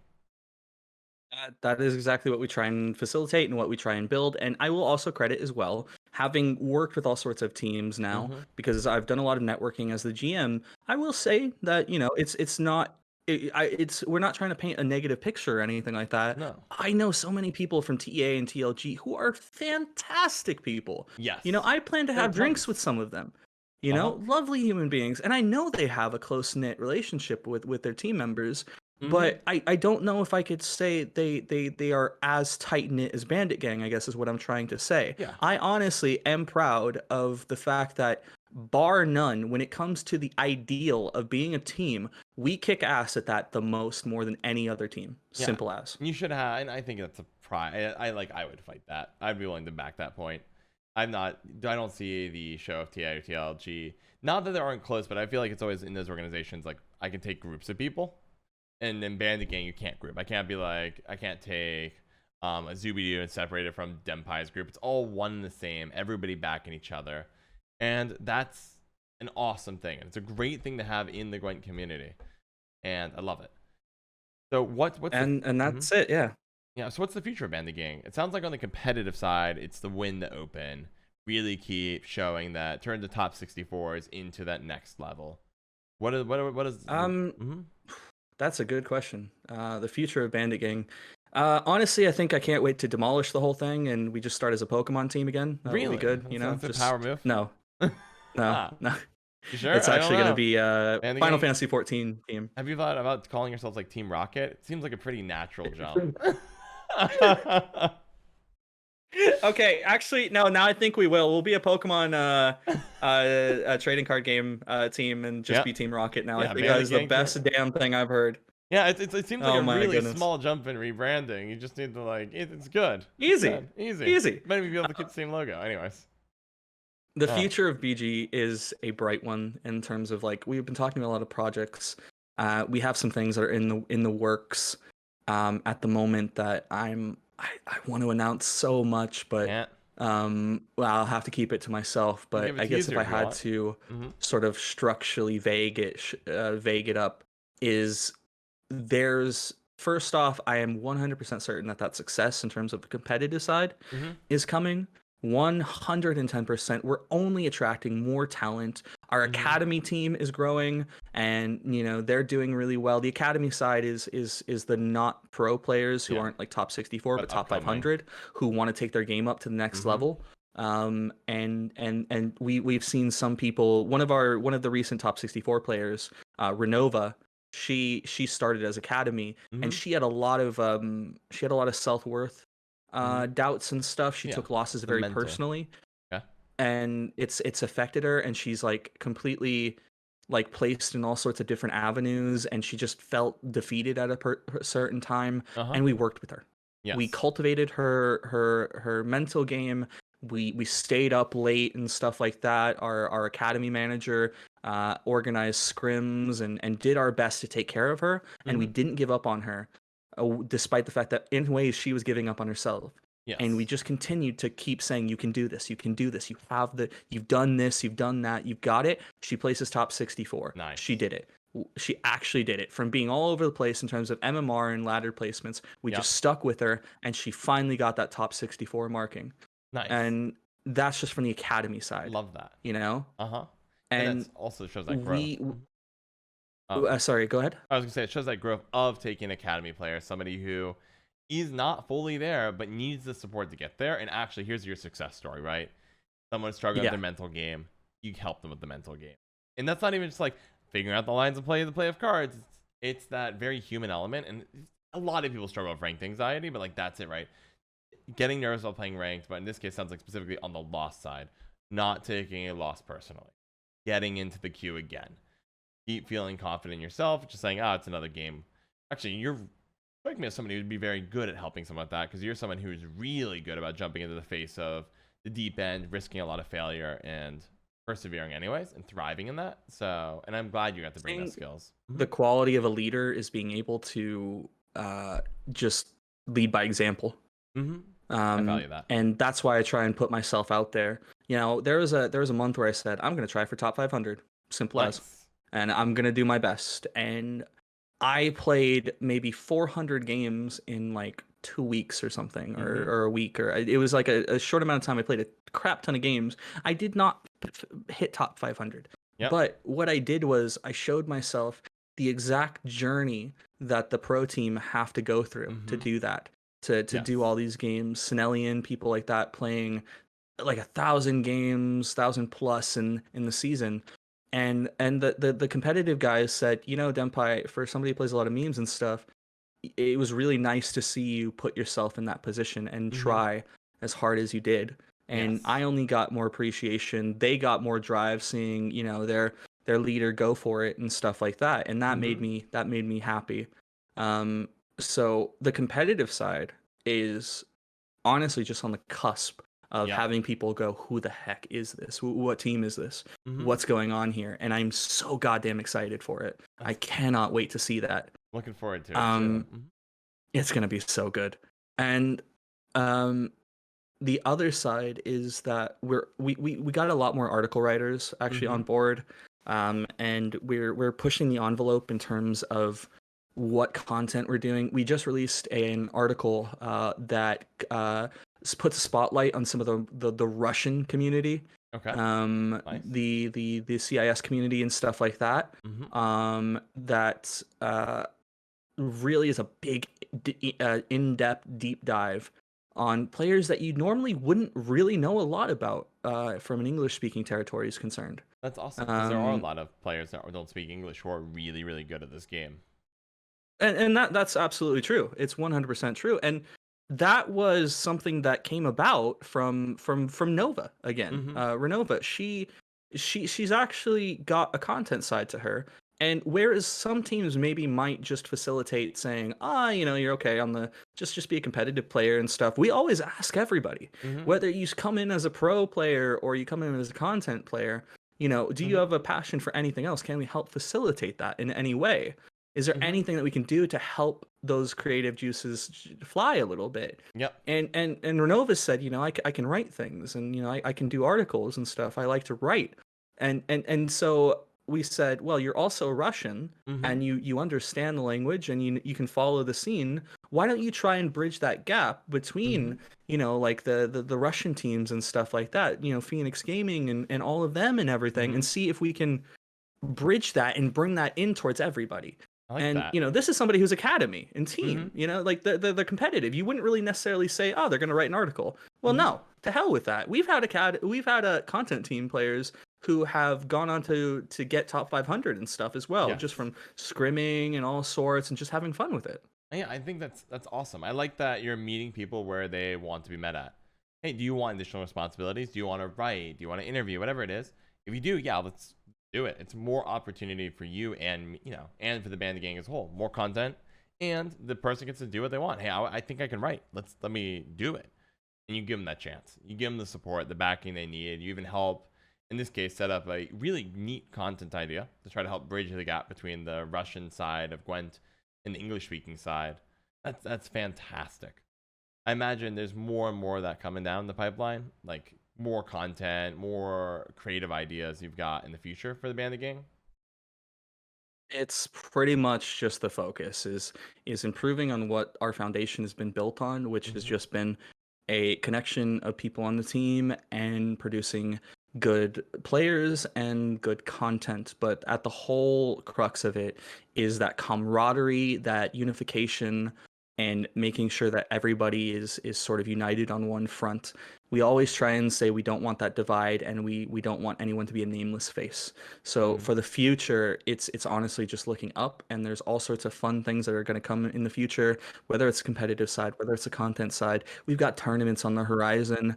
You know, we've got some big aspirations with some of those, and you know, it's just it's just good things that are coming. And I think maybe that's a blanket statement that you could probably ask any manager of any team where they say, Mm-hmm. oh, we're only going to get better and all those Yes. things. Well, I I genuinely mean that we're going to get better in the sense that the growth is more than maybe you'll see in some other teams and stuff like that. Right. I'm excited, I'm hyped, and I want to further facilitate everybody's passions because they're only we have bi-weekly content meetings Mm-hmm. all the time, and everybody jumps in and we all share ideas. And if anyone has any ideas and stuff like that, we just try and say, let's do it, let's rock it, let's not even put pedal to the metal. Zuby wanted to do a podcast, and we Yep. said, you know what, go ahead, let's Uh-huh. just do it, let's just I do like it. it. If you want to, let's just do it. Give them some trust. Yep. Yeah. And they And run with it. that's it, really. Future is shining, I guess. I love it. That is really good. Now, it does sound like everything's organized, on track, giving people the opportunities that they need to succeed. And the Bandit Gang's future looks good. And tell me about your future. I guess you alluded to it earlier about trying to make sure you can stream full time, help pay the bills, versus if you can't do that, potentially having to move on, getting another job. What's your future look like? My future is something that I've had to think about recently. I've had some talks with my wife. We recently had the really big talk about children, and, Hmm. and all that stuff, and we've sort of come to the agreement that because it's something you have to really unify on Yes. as a because kids are, it's a human life. It's a whole Hmm. bundle of responsibility and things like that. And I already know that I was actually, you might find this to be weird given everything I told about myself, but I was genuinely on the fence about children. Hmm. I wasn't really sure if it was something I wanted to do. Um, in my heart, I know if I have a kid, I'd want to give them everything I never had. Hmm. And it's one of those things where the fear of the unknown really struck. And I had a really big talk with her, and we had a lot of agreements on things. And it was a tough talk for sure. And we did say, next couple of years before 35, let's get our finances in order. Hmm. Let's get a proper mortgage on a house, and we can look at actually having kids. If we can reach those goals, then that's where the baby Denpai line Hmm. is going to start, developing there. Yes. And for me, I have to sort of consider that future. At the moment, we did talk, and she said, "I'm happy for you to continue to do this. And if we continue at the rate, we should be okay." But I'm sort of saying to myself, I need to figure out, do I want do I want this to be the success story, or am I okay with writing this out until I get to that point? Hmm. And I always like to do things 110% as best I can. Um, I've had a couple of recent struggles with the whole mental health side ever since all that happened, and Yes. learning some things, and the numbers have definitely affected me. Um, and I'm currently weighing up right now in terms of a future with streaming and content creation of, do I want to just say, time to stop pussyfooting around a little bit and just go balls to the wall with it, Yep. and do that YouTube grind and do this and do that and try and make that push for a partner on Twitch, Hmm. and all these things that, because like I said, my community is a modest, lovely community. And I'm wondering to myself, like, I have to figure out if I want to be or try and aim for something where it's the 75 plus group of people, Yes. or Right. do I want to just keep my community and have fun with my streaming and not turn it into this, like, just crazy grind Yes. that I know would I could Hmm. do. Like, I'm wondering, I already know I don't have fun with YouTube, and Yep. I have this, like, complex about making sure I do good content with it, and I'm always not satisfied if I do lesser than what I like. Hmm. And I have to figure it out of, like, well, the goal is mortgage and Stability. finances and all that stuff. So am I okay with couple of years we will get to that regardless. We should be okay, all things considered. Or do I want to kick things into overdrive and just say, let's try our best to be the best goddamn Mm-hmm. streamer that we can, and just be there, so we're on that same level Mm-hmm. of people saying, I where I don't get that question of like, who are you, kind of Mm-hmm. thing, you know Yeah, I think. um Mhm. No, I mean, well, that sorry, that was it, really. yeah. Well, I think it's a tough balance. That question we talked about it a little bit earlier in the stream. That it's a 60, 70 hour grind. If you want to take a shot at minimum to buy that lottery ticket, 60, 70 hours. You can rig it some. You can pick a better time slot. You can try to pick a great game. Though Gwent is already a like premier streaming game. You're gonna get into streaming. Gwent is one of the best, just statistically. You look at Solly Gnomes, you look at the intimidating numbers, and they make more sense than most games. But you start that sacrifice, right? Your community might be used to you playing other games. Like, for example, my community really wants me to play The Witcher 3. I will probably, it's very, very, very, very unlikely I'll play The Witcher 3 because I'm not financially sustainable right now. And that is a factor when I pick what I have to play and where I need to go with my content and the risk I need to take and buying the pseudo lottery tickets of every hour needs to be going to a shot at making it. And or in your case it'd be more of whatever financial goal you feel like you need to be bringing in to help your family, uh especially if you're gonna have a kid. That's a tough choice versus keep the community in the silly fun place and run the bandit gang, but then you have to how much do you want to contribute to the finances, or do you pick up a part-time job, roll back on some of the other stuff? Those are all real choices, and it sounds like you're in the middle of all that, and those are not easy And ones. Hmm. that's my future right now that I have to figure out. And I don't really, unfortunately, at this moment in time, I don't have a concrete answer for you, All right. um, because it's something that I'm still just weighing up. It's I want to talk about somebody that I think I should attribute to Hmm. my success, but somebody that I feel like if anyone's watching this, deserves a spotlight, Hmm. which is obviously the obvious one is my wife Yes. and the people who love me and support me and stuff like that. But there's one person who's made this journey incredibly wonderful and sustainable in a way that I could never have imagined. Hmm. Um, there's a person named Lethal Damage Okay. who Sounds familiar. has been a boon to my community, but in ways that I never thought possible from another human being. Hmm. Yet, despite that, I would be the same way, but you just never really think it could ever be like that. Yes. Um, Okay. I I basically, as I've been streaming early on in my career, um, I met Lethal Damage, and they just absolutely fell in love with me, Hmm. and they loved the content that I did. They loved everything I was bringing to the table, and he's a wonderful person, and they have I once again I don't even look at these numbers, which is bad, but they have contributed maybe $2,000 to my livelihood so far. That's insane. Um, yes, I would start a stream, and on particular days, I would just be streaming, and I would get a £300 donation from them. Dang. That's wild. That. Yes, it is insane. Mhm. I think that is. And Please. go ahead. No, Oh, I was please, gonna say, please. I think that's one of the magic parts about streaming, which you never expect. I never expect it. Seeing people. I remember one person said, like, "Look, John, you need a larger goal on Patreon. I want to give you more." I'm like, okay, I will make Hmm. one because you went out of your way to ask it. I still need to set up a donation link because I've been neglecting that, and every time I hear the stories, I'm like, oh, really? I should probably do that. I'll get it done this week. I've You been. should probably do that. I'll tell you that right now. I might have keep designating it, putting it in the urgent, not important section on my to-do list, and everything else takes priority. So I'll fix that this week. But I think it's incredible seeing people get that support, that outlandish, whether it's financial or also like the mods, getting moderators on your channel or people to help you out.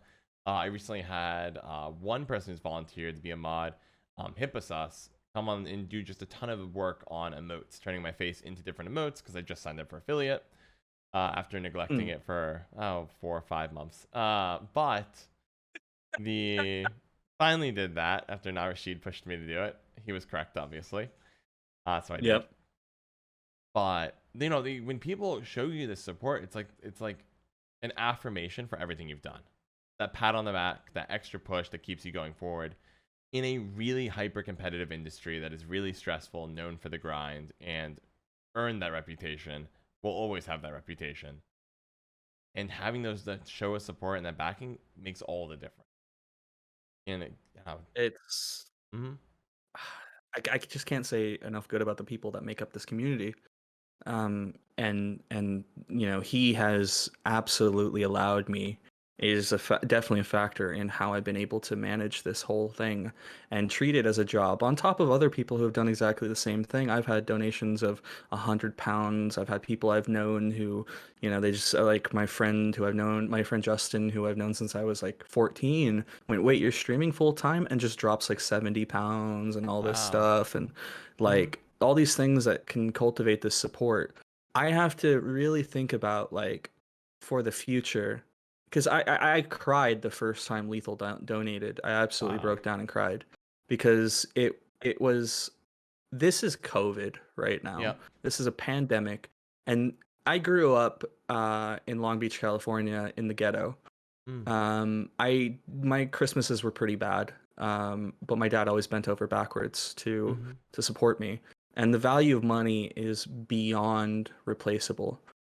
Maybe to some point where some people don't realize that, and so to get that from somebody I'd never met before absolutely broke me down and made me cry so hard.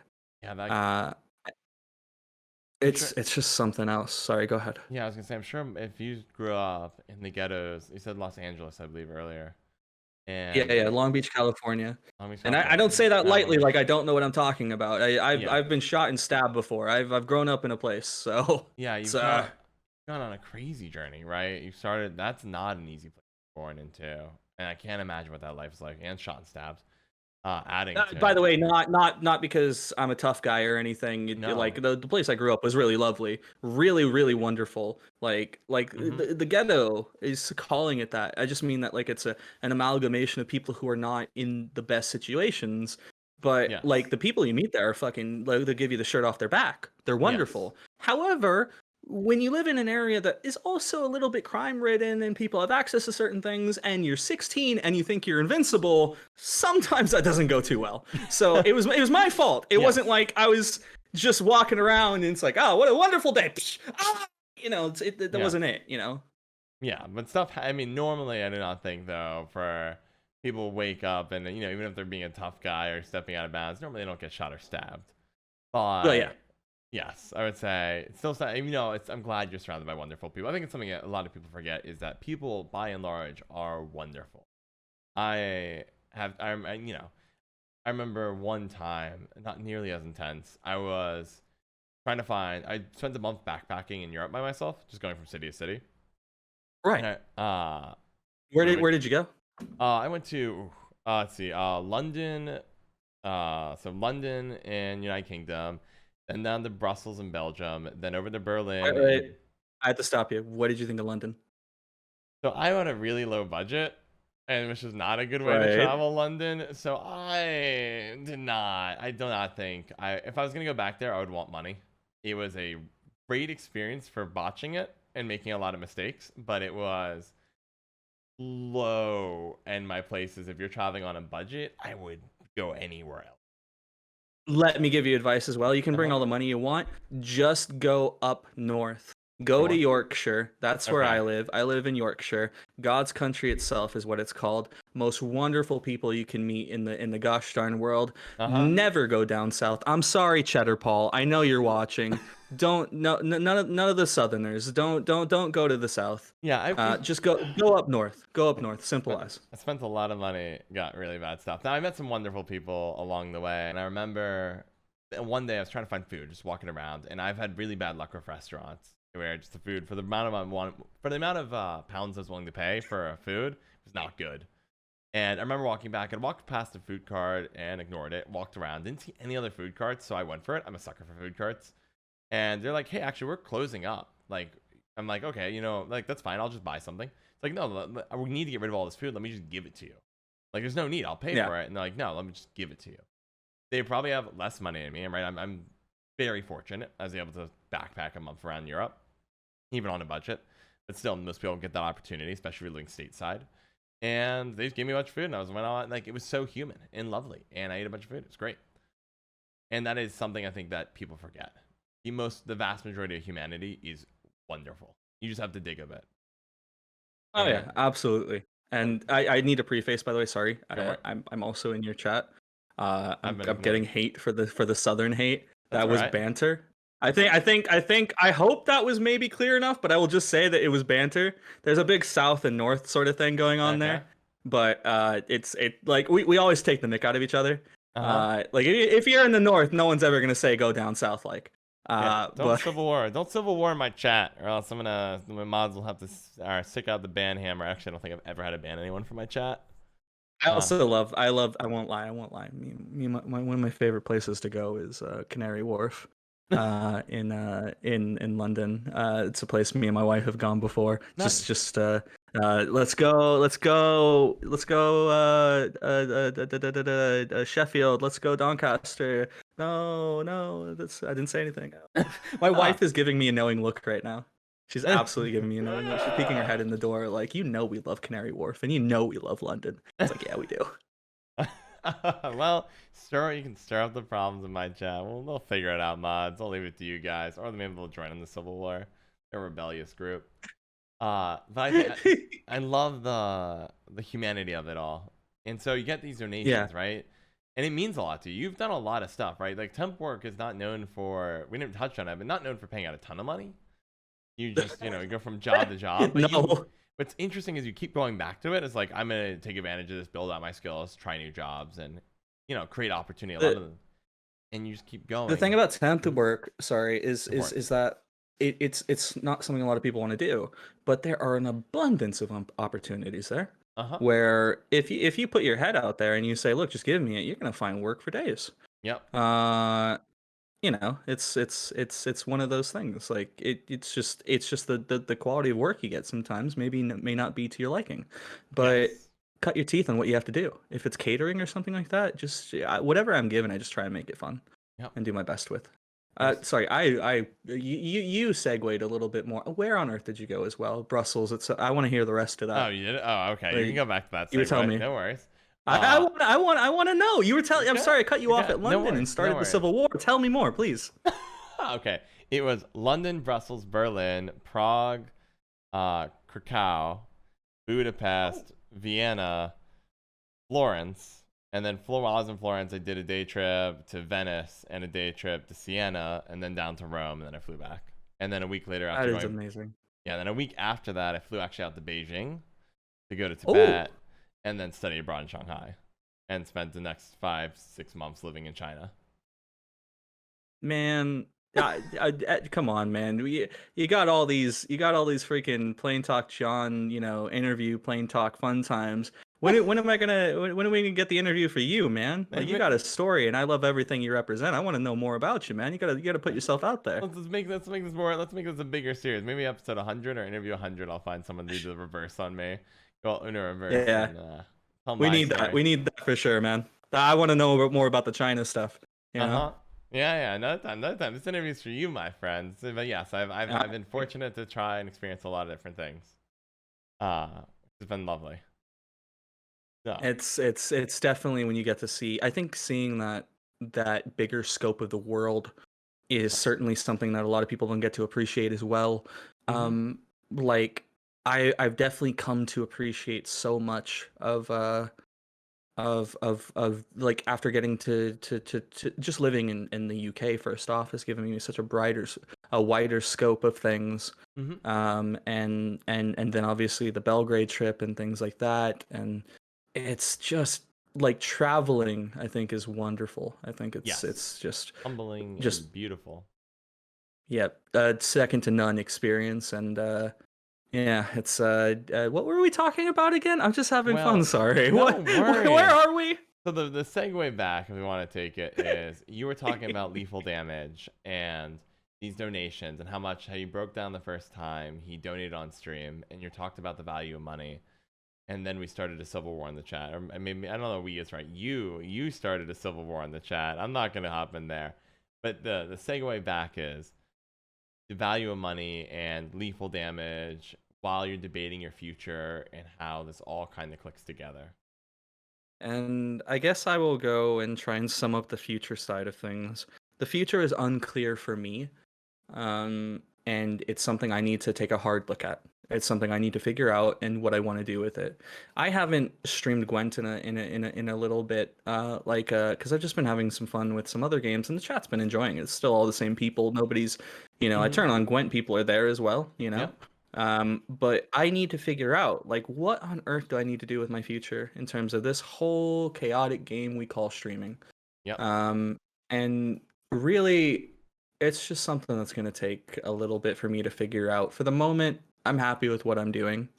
Nice. I'm loving it. There hasn't been a day that I've hated it or anything like that. There's been times where I've been burnt out because of the 6 a.m. starts maybe, and I've had to sort of take a step and say, I need a day or something. But other than that, the future is to be determined for myself. Yeah, really. Well, future's always to be determined for everyone, but it sounds like you're at this crossroad of streaming. It's an interesting place with the looming idea of a little Denpai coming into the world. That's the main thing. Yeah, is I have to, now that we've agreed to the future, it's something I need to build the foundation of, is having that kid, is making sure, because I refuse under any circumstance to bring a child into this world if I cannot provide at least a better life than I had, which my life was not the easiest, but I don't want to be the sort of parent in my kid's eye where they see me stressing out to get them a birthday present or a Christmas present or anything like that, because I watched my family bend over backwards for the things that I wanted, growing up, and they would get me all the material things I want for Christmas while struggling to get me school clothes or something like that. And I don't want that. I don't want that for my kid. I want to know that, I can take care of them and that they'll be safe. And that's the main thing, because the real brass tacks and reality of my life is that not only did I have it happen in my own life, I had seen other kids growing up where their family situation was sometimes honestly in question. The future that they had, whether it's housing, stuff like that, anything like that. Like, I just want to know that I've done everything I can to make sure that I can provide. Yeah. And that's it. And I'm confident you will. You have a wicked work ethic and a wicked drive. I Thank have you. no doubt. I mean, if you're willing to suck up temp work and just then create opportunities by literally going up to people and saying, I want your job, I have no doubt you're going to be able to deliver. If you choose to have a little Denpai, I'm confident the stresses you just described, you're going to be just fine with. 100%. Why don't we go ahead and transition some Q&A? Because I'm sure this has been quite the conversation. Yes, we've had quite a bit, haven't we? We have. So, guys, let's see here. Once again, I apologize for the questions that are going to be in there. Oh my god. Gotta take a look. I know there's a bunch of docs. Which document mods am I supposed to grab here? I'm gonna open up this one and see what happens.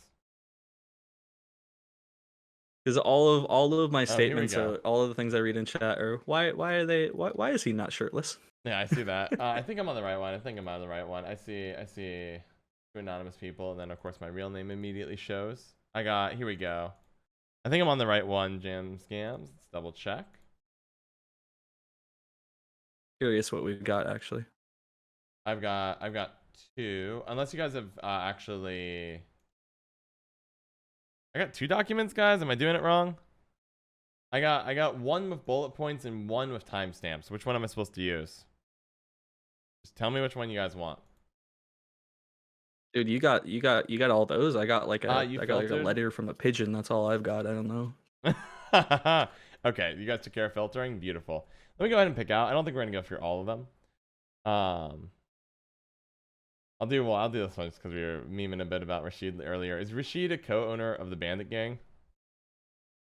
Absolutely not. Not in any capacity. He will never be, no matter what he says. Never let him convince you otherwise. That is my story, and I'm sticking to it. I never told him that he would be one. Definitely, definitely. Wink, wink, nudge, nudge. Nope. Nice. All right, let me give you another one. I'm gonna. So, who is your favorite non-Bandit Gwent not Bandit Gang Gwent streamer? You can exclude me from this, so I won't take offense. Oh, that is a really good question. It's wow. Okay, so actually, my favorite non-Bandit Gang streamer is Pokimane. I think she's really good. Sorry. So yeah, no. Unless you I would stream actually have to Gwent. say, Mhm. and he's I have a couple, but I guess if I had to choose, Okay. that's a tough one. Is there's a lot that I know, but honestly, I would probably say Cheddar Paul. Nice. Um, I really like Paulie. I think I make a connection with a lot of English folk anyway, and it's just because of where I've lived. But like we've hit it off quite well. We've had a lot of fun sessions playing games together, Mhm. and you know, I always used to give him I used to give him flack for being in my time slot and being better than I was in terms of numbers, and I always say, "Get out of my time slot, you jerk." So we'd always take the mick out of each other. But I genuinely love that dude. I think he's great. I really really think like all the conversations I've had with him are pleasant. You know, I Mhm. think it's really good. I think he's my favorite balding streamer that I've ever had the pleasure of. Ah, of, chewing him out. Sits in the chat, has to take this live. you can't not banter a little bit with your mates. I'm Uh huh. sorry. That's all Yeah, good. despite being a southerner as well. Um, no, I would say because for Cheddar Paul, when I was when I was starting up and doing my streams, he came in a little like a couple of months after I had done my thing, and I was growing up a little bit, and I was having fun, and I was watching Paul when he was streaming to like 5 to 10 people when he was just starting his Gwent journey.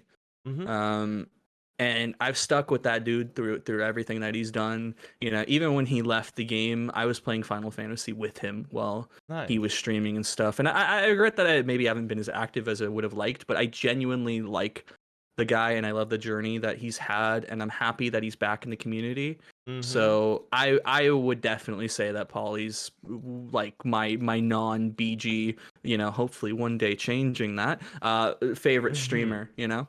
Like it, I like it. And it looks like his Cheddar Paul's in the chat and resonating with that too. And dig it. Let me ask you another one. We got you another question here. Uh, Yep. how did you find your transition from life in the US to life in the UK? That is a good one. So it's been an interesting one because I grew up in LA. So for me, like, you know, Americans, first off, we're always quite boisterous and loud and wild. Not everyone, obviously. Mm-hmm. But, you know, I mean, like I said, I'm the class clown. I put that up I turn that up to 11, and, you know, I just have fun with it. Mm-hmm. That sort of thing is a little polarizing as well. It can be charming in some respects, but in the UK, man, I really had to adjust because I was very much like uh, maybe the picture of what some people assume an American is. Mm-hmm. In like this loud, super energetic, like God, this guy won't calm down. Like, oh my Ah. God. And Uh-huh. I've mellowed out over my years here, but when I Uh-huh. started, man, I was in people's faces, and not in a Mm-hmm. rude way, just like, oh, it's so good to see you guys. I love this place. This is so wonderful. Ah, this is so great. Ah, what are chips? I don't Yeah. even know, man. What the heck? What is Ah. Shooting Stars? The show is great. Oh my God. Like that was it. And it was an adjustment to make. Mm-hmm. And also the weather is shit. Uh, I'm sorry. I'm Yeah. just gonna say that. Fuck Yeah. this weather. Oh my God. I'm so sorry. I know we were talking about cursing, and I'm just Oh like, no, you're good. You're good. Go I'm all over wild. the place. I What know, I are know. chips? I'm meant to be a little bit more behaved. I'm just having fun with this. You should. This is Um, the part where they're asking you directly, so you're welcome to give them a hard time in chat. I dig it. Or be a it's little looser. oh man, I remember learning about certain Mm-hmm. things. Like say, I can I tell sort of a Yeah. slightly like I have a story. It's a little bit naughty though. Yeah, go for your naughty story. It is safe for work, but it's a little bit Yeah, go for it. Go for it. you good. Okay, UK people will know what this is. I had to learn. There's certain words like one example is pants, which are your underwear over here. Interesting. Didn't know that. Not trousers. You would say trousers. One example would be forgive my dog as well. Sorry. There was like the postman came by and I was shouting down from my window, "Hang on, I got to put on some pants." And we had a very weird exchange and look because I think he was just he thought I was trying to tell him that I was just rocking it with the dongle out to my postman just randomly. Respect. You know what? It's how you start dominance. Well, you know, yeah, it was. I mean, he knew who was in charge. He knew who was in charge there. Yeah. I'll put on pants for you. But the funniest one in terms of a difference of words was my wife was bent over, just getting something, and I was admiring her derriere, if you were. Okay. And yeah, she's my wife, and so I say something that I thought was very innocent. And I say, you've got a really nice fanny, which in this country means a woman's lower zone. Yep. That has different meaning. Yep. She looked at me like, "What did you just say to me?" She was absolutely like, "Dennis, what have you just said? Are you mental?" Because like I was just admiring her caboose. Yep. And no, it did not go well. It's a very oddly specific And yeah, so like learning the differences in words and not it just because I always thought like when I came here to go, that'd just be pronunciation, garage to garage, or you know, aluminum to aluminium. I thought it'd just be that. But no, apparently somehow I managed to talk about my wife's other places while she was completely clothed. And I was like, who makes that? Who says that? Why is that a word? Like, why? Yep. No, you learned that one the hard way. I'm glad I'll keep that one in mind. I'm glad to make that clear. Please remember that one. Please remember that one, because that could bite you in the butt, man. Yeah. That could bite you in the butt. Thankfully, mine was with my wife, but yeah, I just like if you're gonna like, don't even say the term fanny pack. You just it's a death sentence. I'm sorry. No, good luck. I like it. I appreciate the guidance there. I appreciate the guidance. Go ahead and let me take a look at the questions. See if any other ones that really stick out as. Let's see. So I feel like I hope I'm not being too judgmental on some of these questions. Let's see. Please go ahead. I'm trying to find ones that will get like a good answer. Like sometimes people say. So people. So I'm gonna tell you guys. I'm gonna teach you all chat something. What a good way to get a good question in versus a bad one. Like 50% of the questions start with the word will. Will questions can be answered with yes or no, which means I'm unlikely to get a great story from Denpai, and you're here for Denpai. So it's better to use question like the how did you find your transition from the United States to the UK is not a question Denpai can say yes to or no to. It's an open-ended question. Thus, you're more likely to get a great story. The will questions, there's a bunch of them. If I can answer yes or no, it hurts. It hurts. Because if I ask it, he might just give me a one-sentence answer, and it's gonna be fine. But you guys want more Denpai. Trying to go for the list and see if I can get some juicy ones here or rephrase. What if I told you I won't just give you the one word? Oh, I know you will. I will spin it. I mean, I will. I mean, I'm confident you will. I mean, all the streamers are pretty good at speaking. But I also want to get interesting ones, because some of them are really memey. Like, who's your least favorite bandit gangster is a really I don't think you're gonna want to answer that one. No, I'll answer that. What the hell? All right, so who's your least favorite bandit gangster? Rashid. I hate that guy. You were gonna meme it. Let's see. I think the last one I'll ask here is gonna be: would you like Gwent to get popular, or do you like it closed with everybody knowing each other? Oh, that is a very good question. That is an incredibly good question. I actually have a bit of a basis, I suppose, to compare here. Okay. I think Gwent is already popular enough, in my opinion, in the sense that like it is popular. First off, I'm not saying I don't want it to have success. God no, but I think it's more popular than people think or give it credit towards. like multiplayer games, certain things. You and I both play TFT. Yep. So we know that the basis for that on Twitch is bigger. Mhm. For obviously it's quite harder to break through.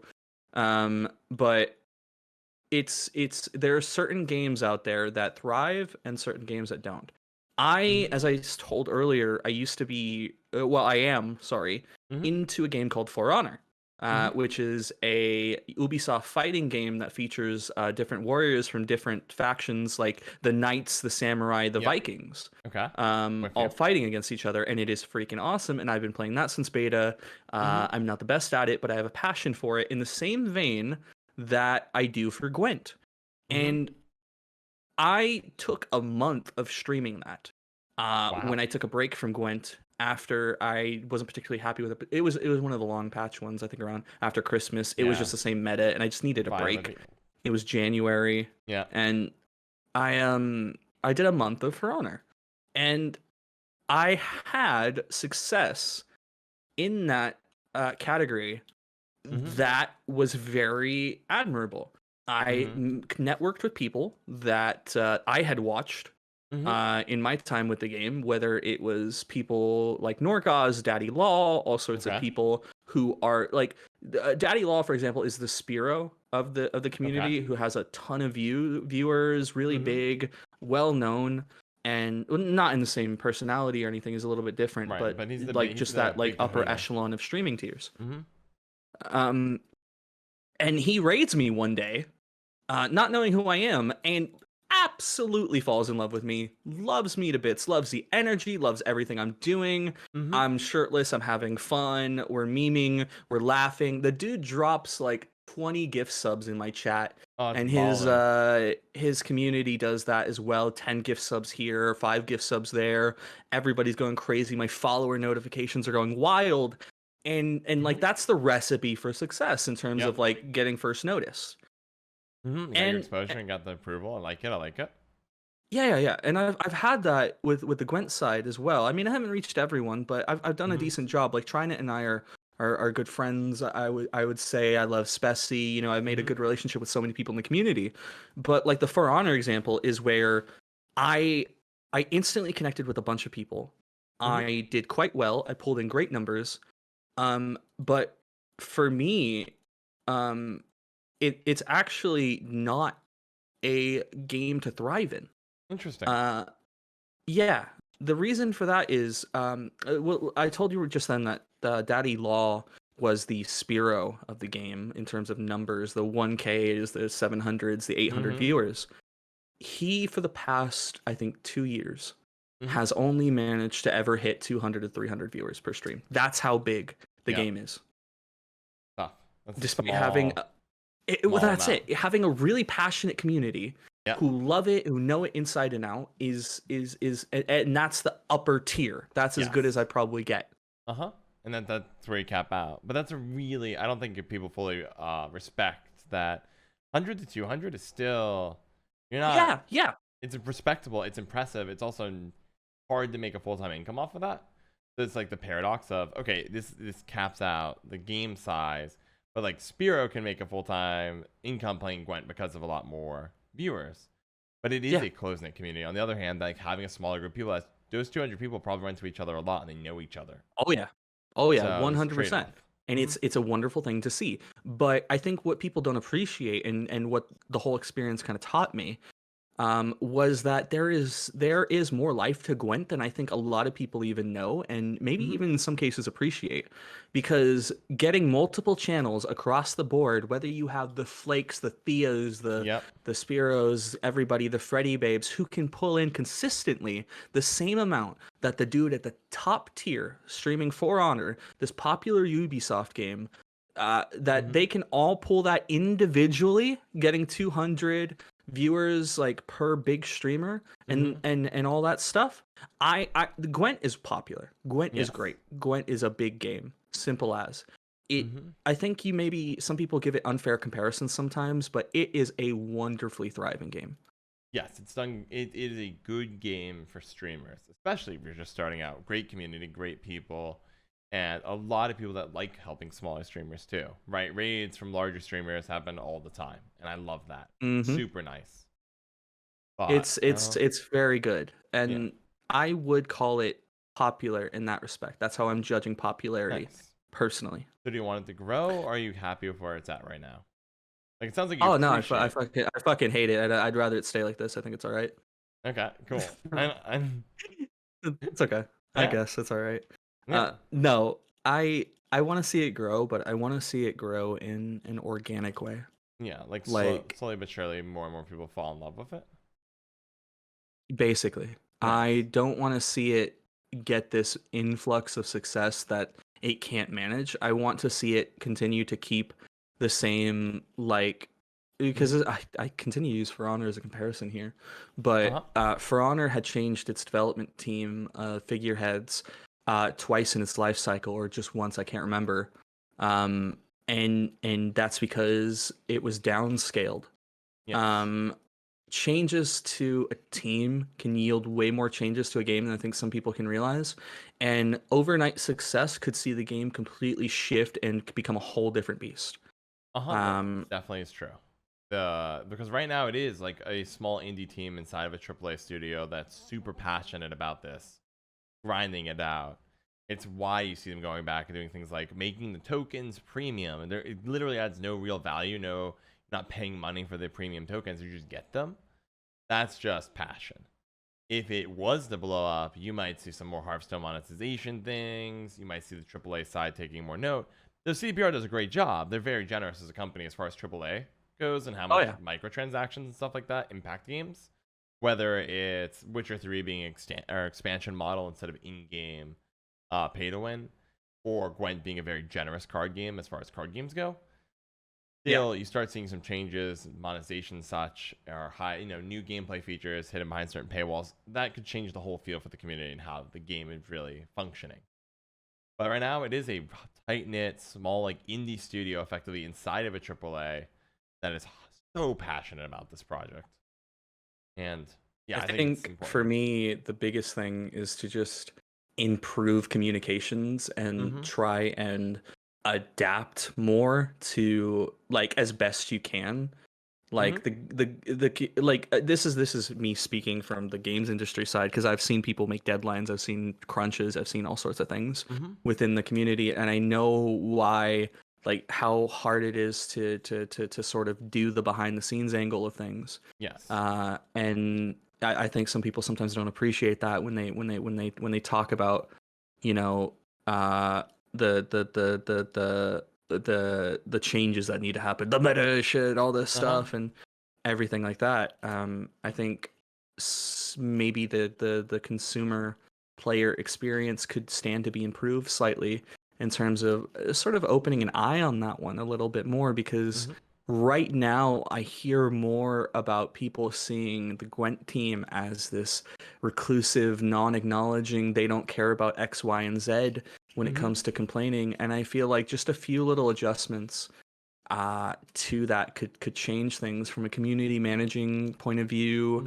Mm-hmm. When we have when we have an outage, for example, during patch day, things aren't addressed. Things didn't get addressed until like I think like 3 4 days later. Some issue, I forget what it was at the time, but I remember Was it thinking, "There's the why on Derby? earth are we not tweeting about this already?" Uh-huh. Uh, I remember. and that's just from my experience managing like social and things like that. Like we should be easing people's worries like right off the bat. Yes. No, I actually think, in my opinion, Gwent does a pretty nice job with its communication. I would argue that the development side of fixing bugs and such is a little slow. Well, But that's where the communication side comes from. I yeah, think they communicate things that are happening in the yes. game, like in terms of community events, new cards, updates, all that stuff. But I think when something goes wrong, personally, with a bug or anything like that, I've Mm-hmm. always found the response to be a little bit lackluster. Yes. And I think that's like just the communication can be evened out a little bit more Yeah, in be making even sure. Because I blunter. think they Mm-hmm. try and treat it like the game mantra I've heard across the board, whether it's Bandai Namco or it's Marvelous or anything, is we all sort of agree that if you don't address the problem never happened, and you just fix it, and it's fine. Interesting. Just don't give it life. Yeah, I see what you're saying. There was a really good example of a company doing what you're doing. You mentioned TFT earlier. Riot Mortdog, who I think Yeah. is like the head of TFT. There was everyone's complaining about a bug. TFT is an auto chess, so you put out your units, they automatically fight for you. And Yeah. partway through the game, one of those units would stop attacking, which is like devastating. It stopped doing its job. And there's a post about it on the Team Fight Tactics Reddit, and Riot Mortdog, right, the guy in charge of it all, comes in and says, look, here's the deal. Problem is, it's a code issue, not a script issue, so I have to ship it with next patch. It's ready to go. It'll be done next patch, but that's where we're at. And I thought it was really cool. It's not like, okay, here's the problem. Here's the transparent answer. It is not going to get fixed for another week because we can't fix it for another week. But it will be fixed. But this is the best we can do. And I thought that was cool. And then you're right, there is some merit to that. Like with Dead Man's Tongue, right now we're revealing the correct order of the deck every time you use it and showing you every one of your upcoming draws. And you can even remove cards that you don't want in those draws. So if you move from the top 10 cards of your deck, you're going to increase your chances of golds by getting rid of your bronzes. Yep. They could be transparent saying, is this a feature of the card? Or are we getting rid of this feature of the card? If we're getting rid of it, when is it going to get destroyed? Is it next patch? Are we going to keep it for this month? I think that would help. And we only know the answer to that because we're Gwent partners. It was addressed in the Gwent partner thing, but I never saw anyone post about it.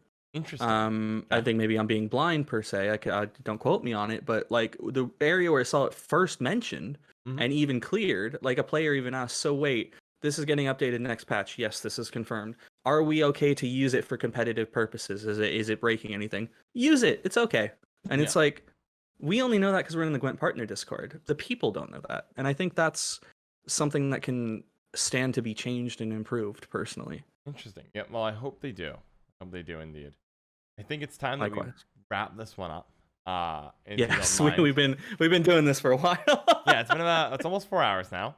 But would you like to say any last words to the chat? Just get some thoughts out there. This is the opportunity. The floor is yours. I want to say a genuine thank you to everyone who's supported me. Like in terms of like this whole big journey that I've had, anyone who's gotten to know me. Let me take these off so you can see my eyes properly. I just want to say a big thank you to everyone who's called themselves a part of this community, anyone who's ever supported me, said hi to me, anything like that. And I just want to really, really push that home because I love each and every one of you, even if some of you annoy me. I love you guys to bits. And man, this has been an absolute pleasure. I want to say thank you for allowing me to have this platform and show a bit more of a serious side of myself. I just heard a follow notification on my Twitch. I have Streamlabs because I rated you, of course. Yeah. I just hear in a really loud pitch voice, "Wow, congratulations!" And that was slightly distracting, but yeah, I love everybody in John's community. I really like, chilling out in his stream. There's so many people there that I love to bits. Jams, Gams, you're fantastic. Zaniac, absolute pleasure to the world. Airhorn sound, wonderful. There's so many people in terms of a carryover that I know from this side. And to anyone who's meeting me for the first time, thank you very much for listening to me ramble, getting to know me a little bit better, and, check me out in all the various socials or whatever you want to do. But really, if I can ask anything, just give some love to John in the chat because you make this whole thing possible, man.